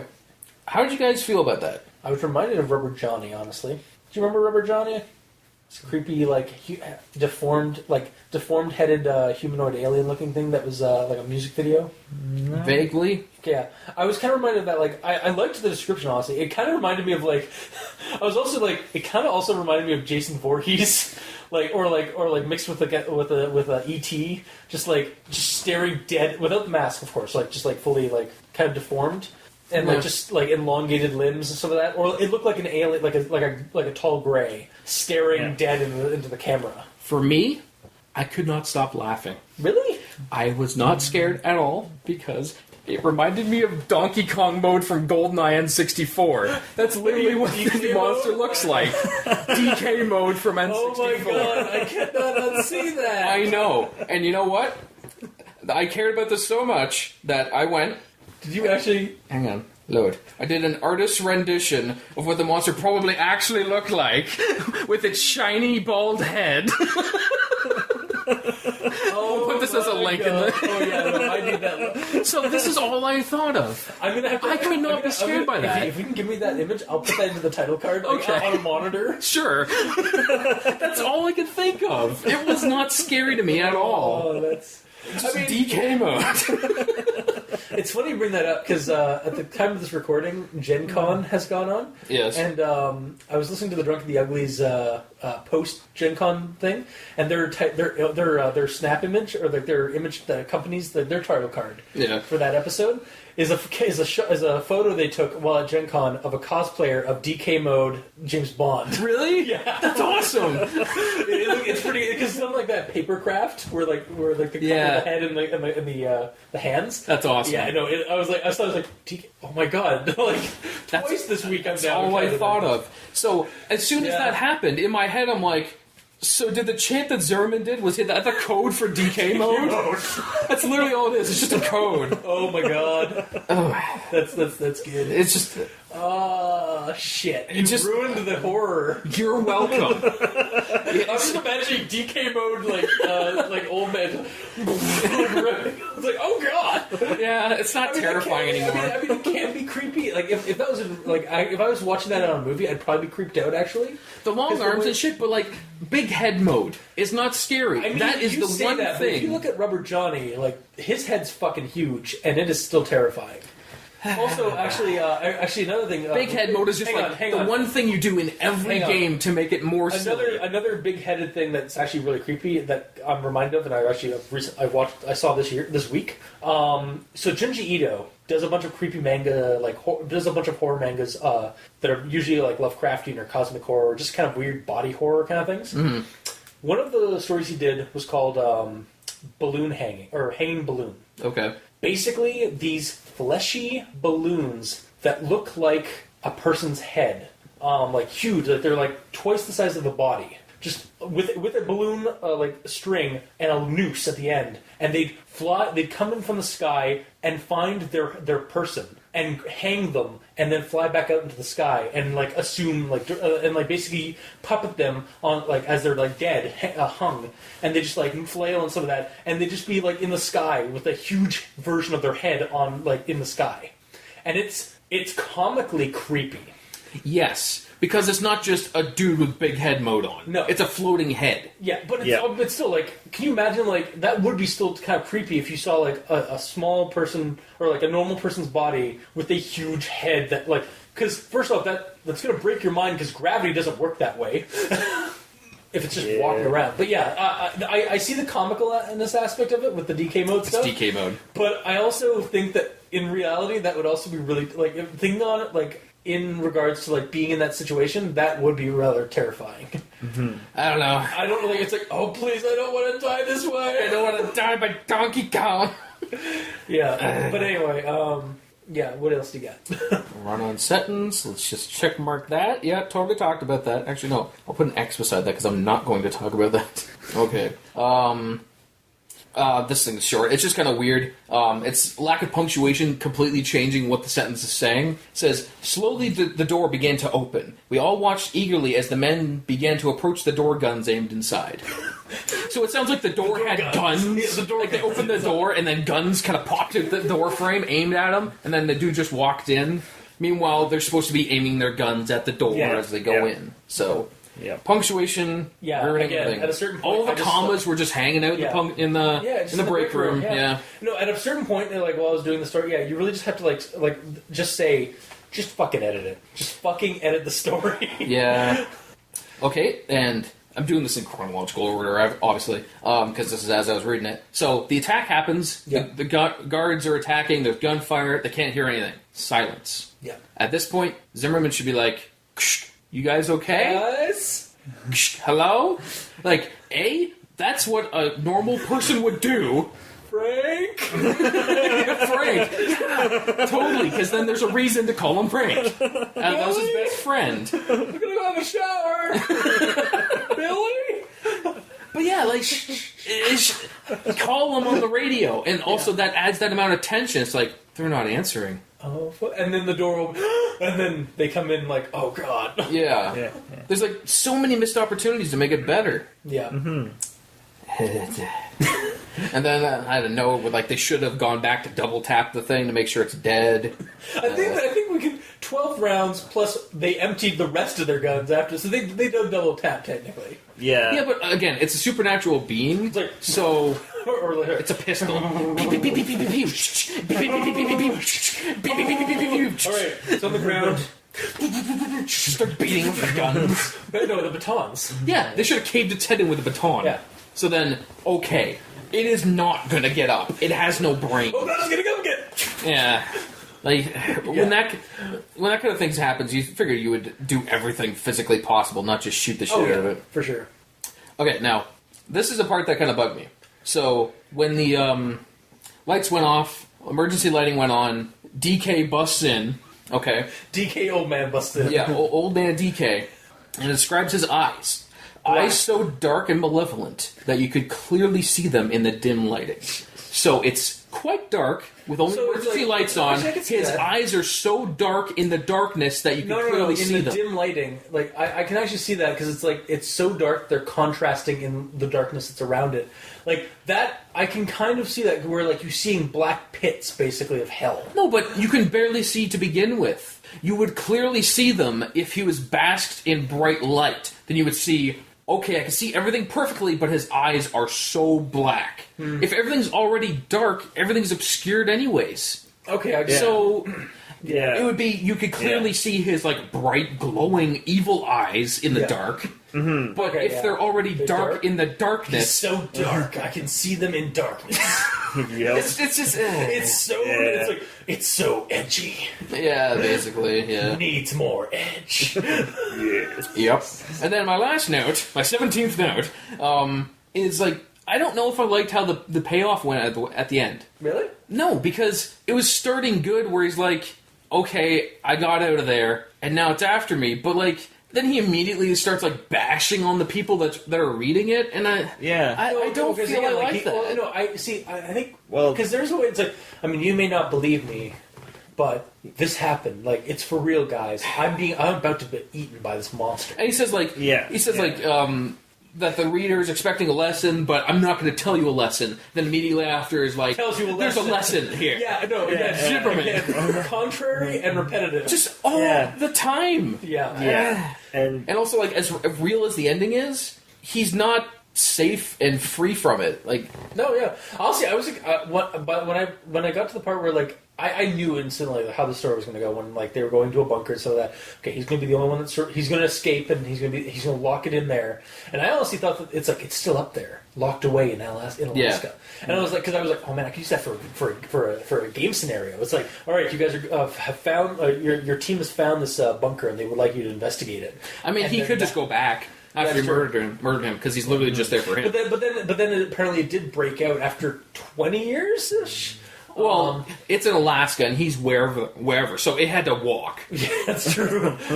I mean, it is like it could be like Voorhees, where it's just like Teleporting, short distance teleporting. yeah. But like, okay, so Or my other snap. problem with the ending here and why I don't like it. Okay. So it's been years, and then all of a sudden he starts hearing the music again. Oh yeah, that's right. Yeah, the music. Earlier is in the day, he starts hearing the music again. Yeah. And he writes this entire novel in like a third of a day. Yeah, He just like, I'm hearing things. He's writing like Superman, because he's like putting also- all this together. Yeah, and like I understand that because it's like, oh man, I gotta get this written down, and then maybe I guess that could account for all the spelling mistakes. No. No, that's not how you do things. If he's Lovecraft actually- did not do that. Poe has not done that. Bram Stoker did not do that. That's not how you write a letter to somebody. If he Or wanted to in do- the form of a story, that's not how you write a letter in the form of a story, or a story in the form of a letter. You do not leave in spelling errors to add immersion. Mm-hmm. You still have to punctuate. There has to be some. That part has to be a sense of disbelief. Or no, what is it? Suspension. That aspect of it has to be a suspension of disbelief. But yes, I agree with you. Like it's just like, but again, like it's also like kind of the recounting of Dagon. Dagon, like the guy was writing the story, and however, it wasn't until the very end that we found out that Dagon, that he found himself in this apartment room or this hotel room in New England somewhere, writing his tale they saw like a couple of years ago of when he got shipwrecked on Dagon's Island. Okay, but and now the creature's giant paw was breaking through the door behind him, and he was going to jump out the window to escape it. Or to try but did he do that over the span of an hour? He did. Apparently, that entire story. Apparently, he'd been writing it for the last couple of hours. I don't know. But yeah, The way I think it should have went is do it like a blog almost. Yeah. Where he goes, okay, some stuff happened in the Arctic. There's a monster after me. I want to put it out. Shit's happening. I gotta get out of here. I'll get back to you. You know what? That's actually kind of. And then he gets to safety. He's like, okay, I don't hear the song anymore. Let me explain myself. Yeah. You know, like, oh god, I hear the, and then like as he's writing the last bit, it's like, oh god, I'm hearing hearing it even louder now, and now I'm hearing something like walking to my room from down the hallway. I think this is it. Forgive me, and then that's where it ends. Yeah, or make it so he moves multiple times. He does one part, and he mentions everything, and then I can start hear the music again. Shit, and then he leaves, and then that's actually kind of what happened. So this is what's happening. I've been hearing music every couple of months, and I keep having to move around. Not even a couple of months, actually. One we did way back when that wasn't my husband sleeping next to me. It was a 6-parter, about 3 or 4 pages apart, and each one was kind of. The person would write the blog would be at a Tim Hortons, recounting what had just happened in the last hour. Yeah, and then at the end it's like I think I smell the smell of decay that came off the creature in the booth next to me, and dun, dun, dun. And then a couple of hours later he'd post another entry. Yeah, and it would be we've escaped. We managed to escape, and man, was that a crazy thing! Here's what happened, and then do it again, and then a couple more hours would pass, and then I think a week went by between the second last, and the last one, and it was like I'm recounting the last thing that has I've been going through a really rough time this week because of what happened. At the beginning of the week, and this is what happened, and this is the end of my story. Yeah, and I think that'd be a better way of doing this. Yeah, that's a good way of doing it. And actually, that story was really good. Check that out, actually, and check out our review of it. And you guys will actually be checking that out too sometime for our Patreon special episodes. For this one, I get what you're saying. I kind of just pulled off my suspension of disbelief for it, but I can see where from your angle, where it wouldn't really work. But also, in the very first few paragraphs, he's saying, this is totes real. Yeah. This happened. Yeah, no, exactly. So, because of that, I went in there expecting to be completely immersed into, this could actually happen. And then DK shows up, and then, okay, well done. See,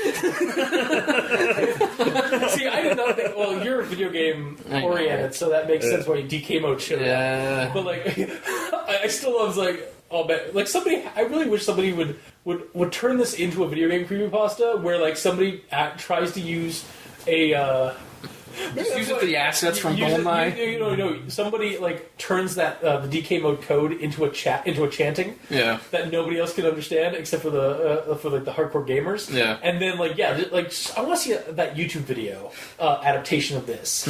I feel like somebody with the gumption and the know how to do effects like Corridor Digital or Freddie Wong or whatever could totes do a horror adaptation of this, but with DK mode. Yeah, totally. But anyway, moving right along. Yeah. Yes. That's the last I have to say. DK mode. Alright. DK mode ruined it for me. Done. Alright, so this story, it had its science, it had its magic together. Yes. Yeah, I knew you would like that. Because I was reading it, oh man, you know what? This is actually what Mikey usually wants. Yes. So, we have essentially a portal that gets opened to another world. Yeah, or a summoning of some kind. It said portal. Oh, it did say portal? It did say portal. Yep, it did say portal. But they never saw it. The rumbling. We felt it. Zimmerman believed that he would be able to open a portal between worlds momentarily. I mean, that's basically summoning. When you summon something, it doesn't just... When you summon something, it has to come through some way. So, yeah, But wait. So, Zimmerman, before this happened, Zimmerman told the doctor that he's going to open a portal. No, that guy probably gleaned some information from the cult followers. But he was surprised that the supernatural shit happened. I don't think he was... Again, he was one of the guys who was just there for the payout. He probably was, like, not expecting it to actually work. He was just like, oh, this is going to be an easy money. And then, like, this isn't going to work, but I'm going to still get paid. I thought he was as double-crossed as the... Well, not so, as much, because he wasn't possessed. Double-crossed as the subjects were, because he was just lied to the whole time. I got the impression that he was aware of most of what was supposed to happen. But he didn't actually think it was going to happen until it did. I don't know, I had the opposite. Okay. It wasn't explained good enough, so exactly. It's open to interpretation. But not in a good way. No.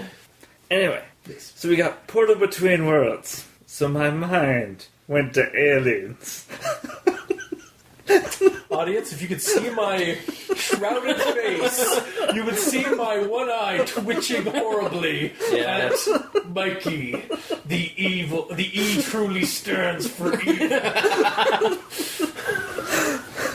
Well, and then... No, maybe the E stands for extraterrestrial. Don't you start, gamer. Why not?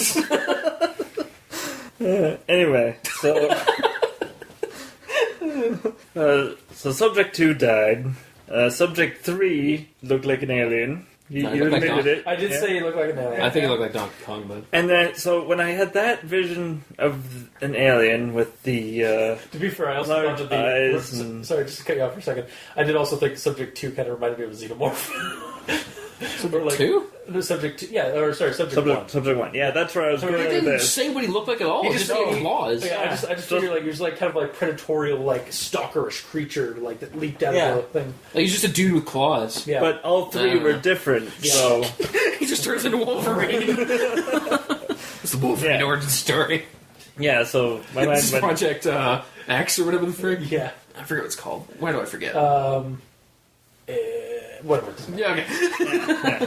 Anyway, so I was thinking aliens. We got your standard alien, and then you got your alien that you don't see, and it's shrouded in non-visual. Yeah. So, yeah, that happened. I hate your face so much right now. Your starry face. Alright.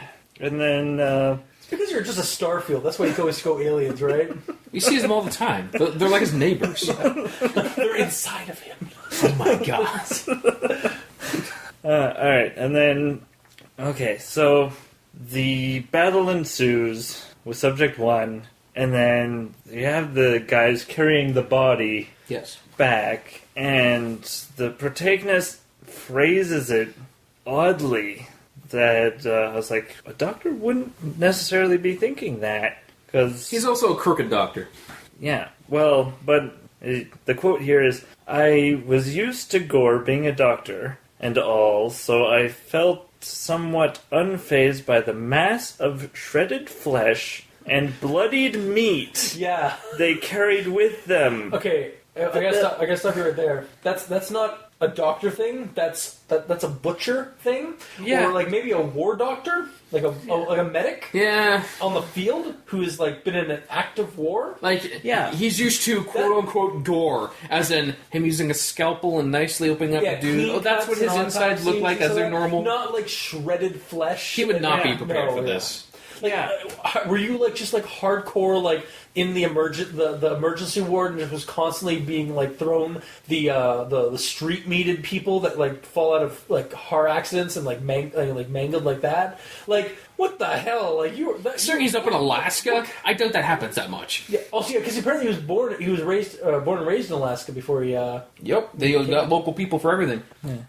Yeah. Like anyway, so the fact that he didn't just call it a body that was mangled, but he actually calls it shredded flesh and bloodied meat. Yeah. Yeah. Like, that sounds a little cannibalistic, too. Maybe the spirit from Subject 2's room has actually jumped ships and like is just kind of like whispering into certain people's ears. But again, that would have made a better story. Yeah. Yeah, so that's obviously not what happened. Yeah. Why was I thinking like that? It's just a body. Well, why does it look delicious? and continuing on, why am I thinking this? That goes to my things like, well, what if Subject 2 entity escaped? That's what, because of the fact that it does say that the only way it would be able to leave a host who had been injected with a compound was through death. So it killed terrifying her, subject, basically. and then it's back to its incorporeal form, which means it can pass through doors. And also, it can't. Yeah, well, unless again, I kind of assume. Again, it's not mentioned, but you kind of have to assume, unfortunately, that those doors have some kind of the doctor. The Zimmerman knew he was dealing with metaphysical shit. He didn't get people AKs, no. Huh? He didn't get people AKs. Like I said. Okay, fair enough. Yeah, you can give them heavier weapons, so he may not have made the doors like palladium or silver encased or something. Yeah. But no, and if it's since they were supposed to basically they'd be trapped in the flesh bodies that had the compound. Since all the staff who, as far as we know, did not have that compound in them. Yeah. It could have had a little bit more of a tricksiness to it, where it's like whispering in people's ears instead of actually possessing. Yeah. Yeah. And again, I think. And you know what? Because the 3 dudes, or the 4 dudes, one died, one injured, 2 normal dudes. Because they were out in the halls, they could have dragged. It could have came back in with them. I agree. Yeah. Also, wait. Not even subject 2. Subject 1. Oh yeah. 2 spirits. Yeah. Even if subject 2's spirit is still stuck in that chamber, subject 1's spirit is still He's around. open in the halls. He's opened. Yeah, is around. So yeah, there would at least be one spirit. There's the with them. potential right now in this story to have this go a little bit long, get rid of that, like some of that earlier stuff, and put those words here where the staff members, there's a period where between this point and when subject 3 comes out, where the staff start getting paranoid because the thing they're hearing whispers, and maybe that's what's doing the music. Yeah, it's actually the spirit of Tiny Tim. Yeah, totally. Oh, I'm so happy. Yeah. I really hope that's public domain, because if that is public domain, that is totally going to be our outro music. Well, you'll find out at the end. Yeah. But yeah, it is weird that like half the story, not a lot is said, and then like we said this before, the juicy part of the story should have been stretched out with more information, and then the lackluster information in the front should be shortened up. I'm not saying that we should just get rid of everything at the beginning. No, but it should be squished. That first part should have been more refined to giving us what we needed, and not so much filler. Like that should be squished down to a third of what it is, and have that extra 2/3 put into when after the subject or the experiment has begun. Yeah. Sorry. Continue, Becky. Anyway, continuing with the whole idea that at least one of the entities escaped. Yeah. I think it honestly might have possessed the doctor. Zimmerman or the protagonist. The only doctor that's there. Well, Dr. Zimmerman. The medical doctor. All right. Mr. Zimmerman. Yeah. No, it isn't. It's Doctor. No. He doesn't have a degree. Yes, he does. Anyway, continue. Anyway, which sort of explains why he just nonchalantly sort of stays where he is when everybody's wrestling to the ladder. That's true, yeah. It turns out he was actually one of the creatures, and maybe that's why why he thinks he's being about to be attacked. I don't know. Yeah, well, because basically the one scene, they're all rushing toward the ladder. He's just standing there. It's like, well, there's no point in going over there because they're all stumbling and whatnot. And then the other alien shows up. So you're saying maybe DK is still locked down there? Yeah. He's not actually the one who got out and is chasing him. And it could be Subject 1. Subject 1. It could just be in his head. Yeah. Which I think would be a good, that would be a good... Again, continuation. That's an interesting revelation you have there. Yes, quite. Yeah, so... I actually like that. Mm-hmm. If that was explained in the story, that'd be interesting, but it's not. Exactly. Alright, so what do you got else? Because... not to rush, but we've had this for a while. That's pretty much the key points I wanted to get across, and we've already touched a lot on grammar and such. Yeah, I don't think there's no more grammar. No more grammar. I'm touching. I skipped half my grammar once. God. The only thing that this sort of reminded me of, well, it reminded me of another creepypasta, but I couldn't remember what it was.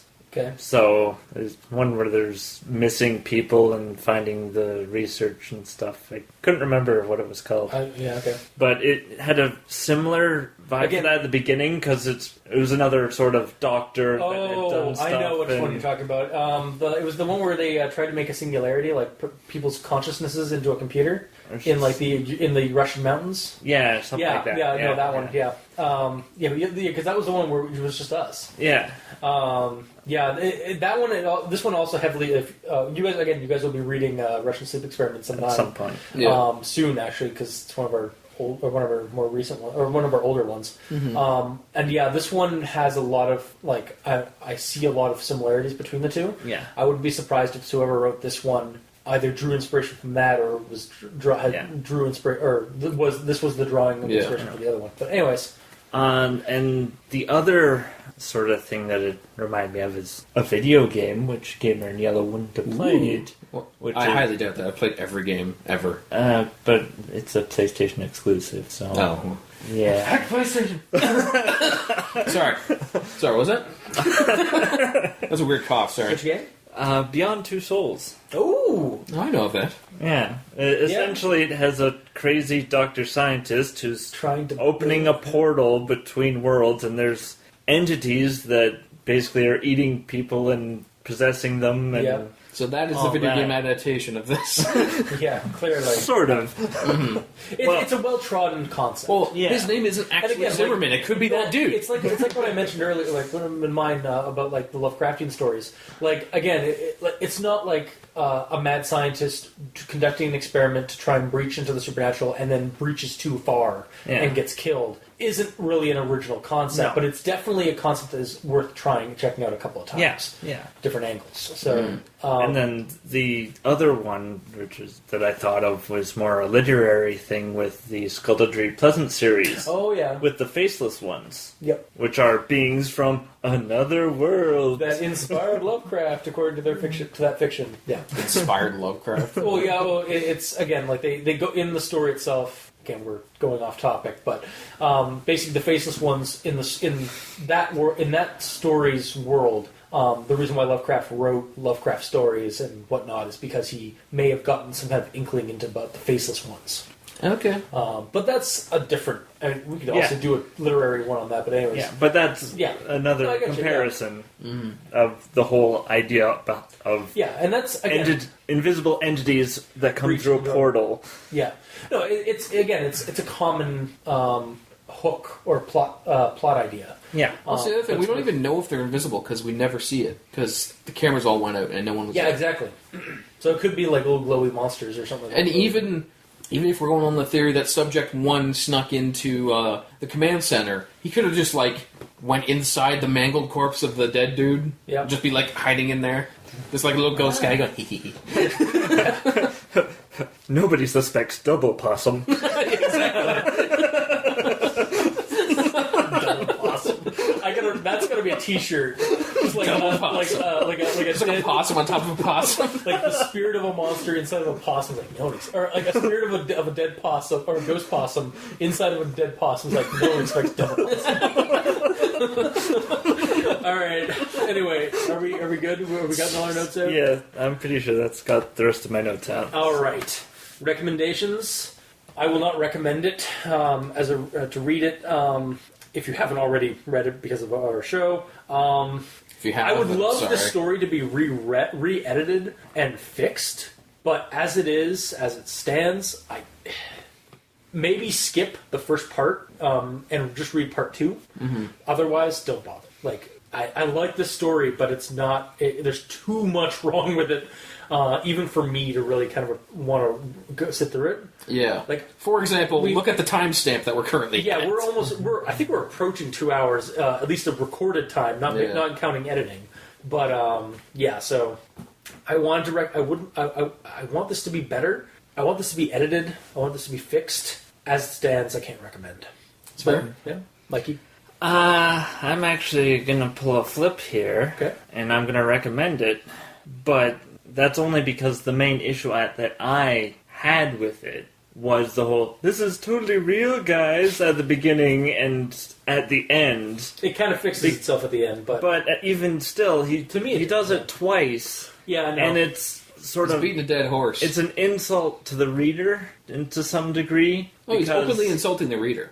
Yeah. The character is, not the author, necessarily. Yeah, but it's just something that I don't really care for. I'm going to draw my own conclusions if you write it well enough. Yeah. And when I read him, like the character insulting the reader, it's like, ew. Like, that's the first thing I had in my mind. It's like, I don't like that.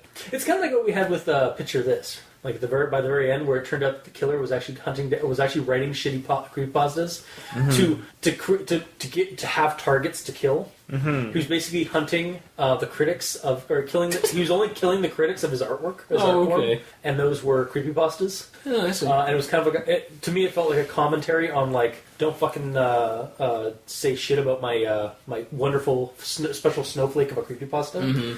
But I mean, like, maybe the author just wrote that like as like a lark kind of thing. Like he doesn't actually feel that way, but it just seemed really kind of like snooty when we did it. And I can kind of see where you come from. But like for me, like the story, just like I would like there is gold here, but there's too much shit over top of it, piled underneath a mountain of shit. And it does take a while to get to the point, but then you sort of need the first section to get the understanding. But that first part, like I'm not saying get rid of all of it. I'm just saying that first part really does need to be edited. I'll have a couple look-throughs, get rid of this paragraph, get rid of the sentence. Get rid of the repetition. Get rid of all the repetition, because there really was too much repetition, and squish these 3 paragraphs into lines, 2 sentences. 2 paragraphs apart. Yeah. Like the not so well known character. Well, what the people that knew him he was known for. It's like, well, okay, so it goes in circles. I would tentatively not recommend it. You will tentatively recommend it. Yeah. And then Gamer and Yellow. How can I put a twist on this? I will both completely recommend it and completely not recommend it. No. Okay, I'm kind of with the same feeling you guys are. Like, the story itself and what is being said is good. Yeah. But it's like, okay, a prospector gives you a first draft of a prospector gives you a map to gold. Yeah. You get there, it's a giant mountain.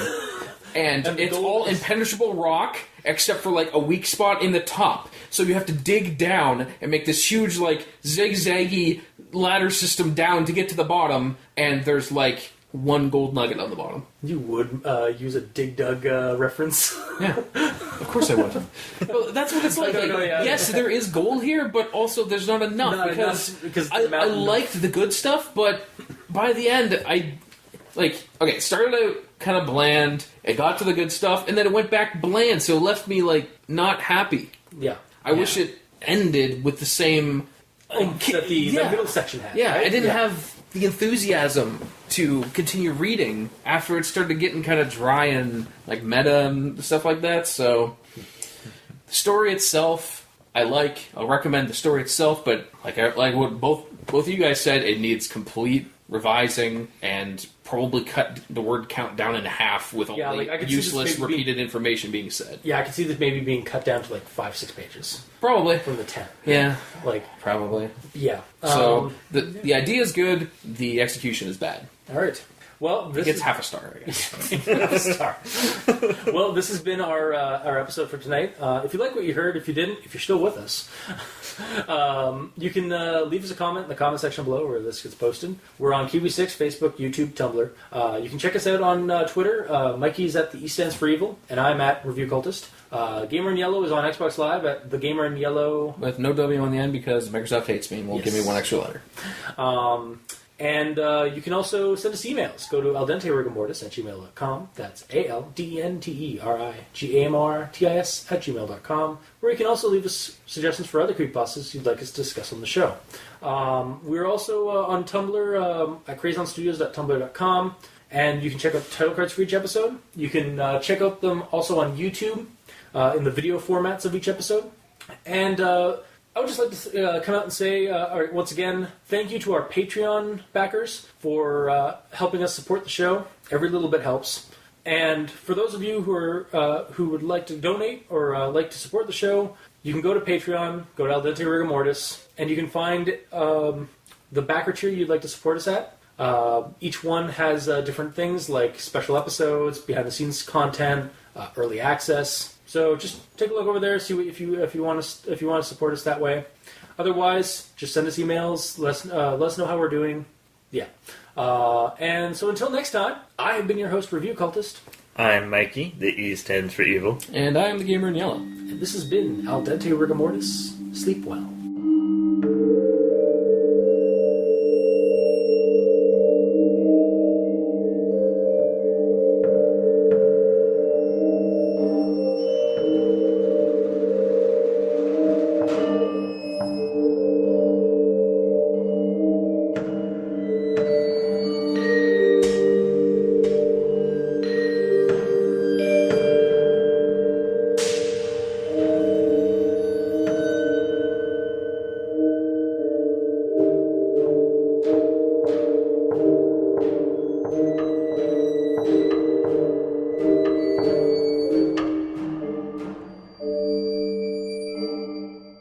I'm Review Cultist, and I'm back, bitches! Did you ever leave? Maybe. Not that they would know. They were not recording. Oh, that pissed off the dog. It's probably like, who the hell's down there? Who is that girly voice? Oh my god, it's a stranger. Yep. No, we'll just have to stick it. Alright, so we ready to go? No. There, open the docks and just stay there. Okay. Go here, to A, and A, then hip it A. Well, actually, what's funny is that we're going to have to do a ADR Goes to the Movies for the movie Ghost Story, which is the movie adaptation for the novel I read, which is called Ghost Story. Because, man, did that novel had to have influenced both Stephen King's novels and creepypastas about skinwalkers. Oh, yeah. Because, goddamn, is the entity in that thing is basically like the skinwalker. The what? Like the first skinwalker. Means first. They're like the Skinwalker. That's it. There we go. There's our outro. There you go. All right. All right. All right. All right. All right. All right. All right. All right. All right. All right. All right. All right.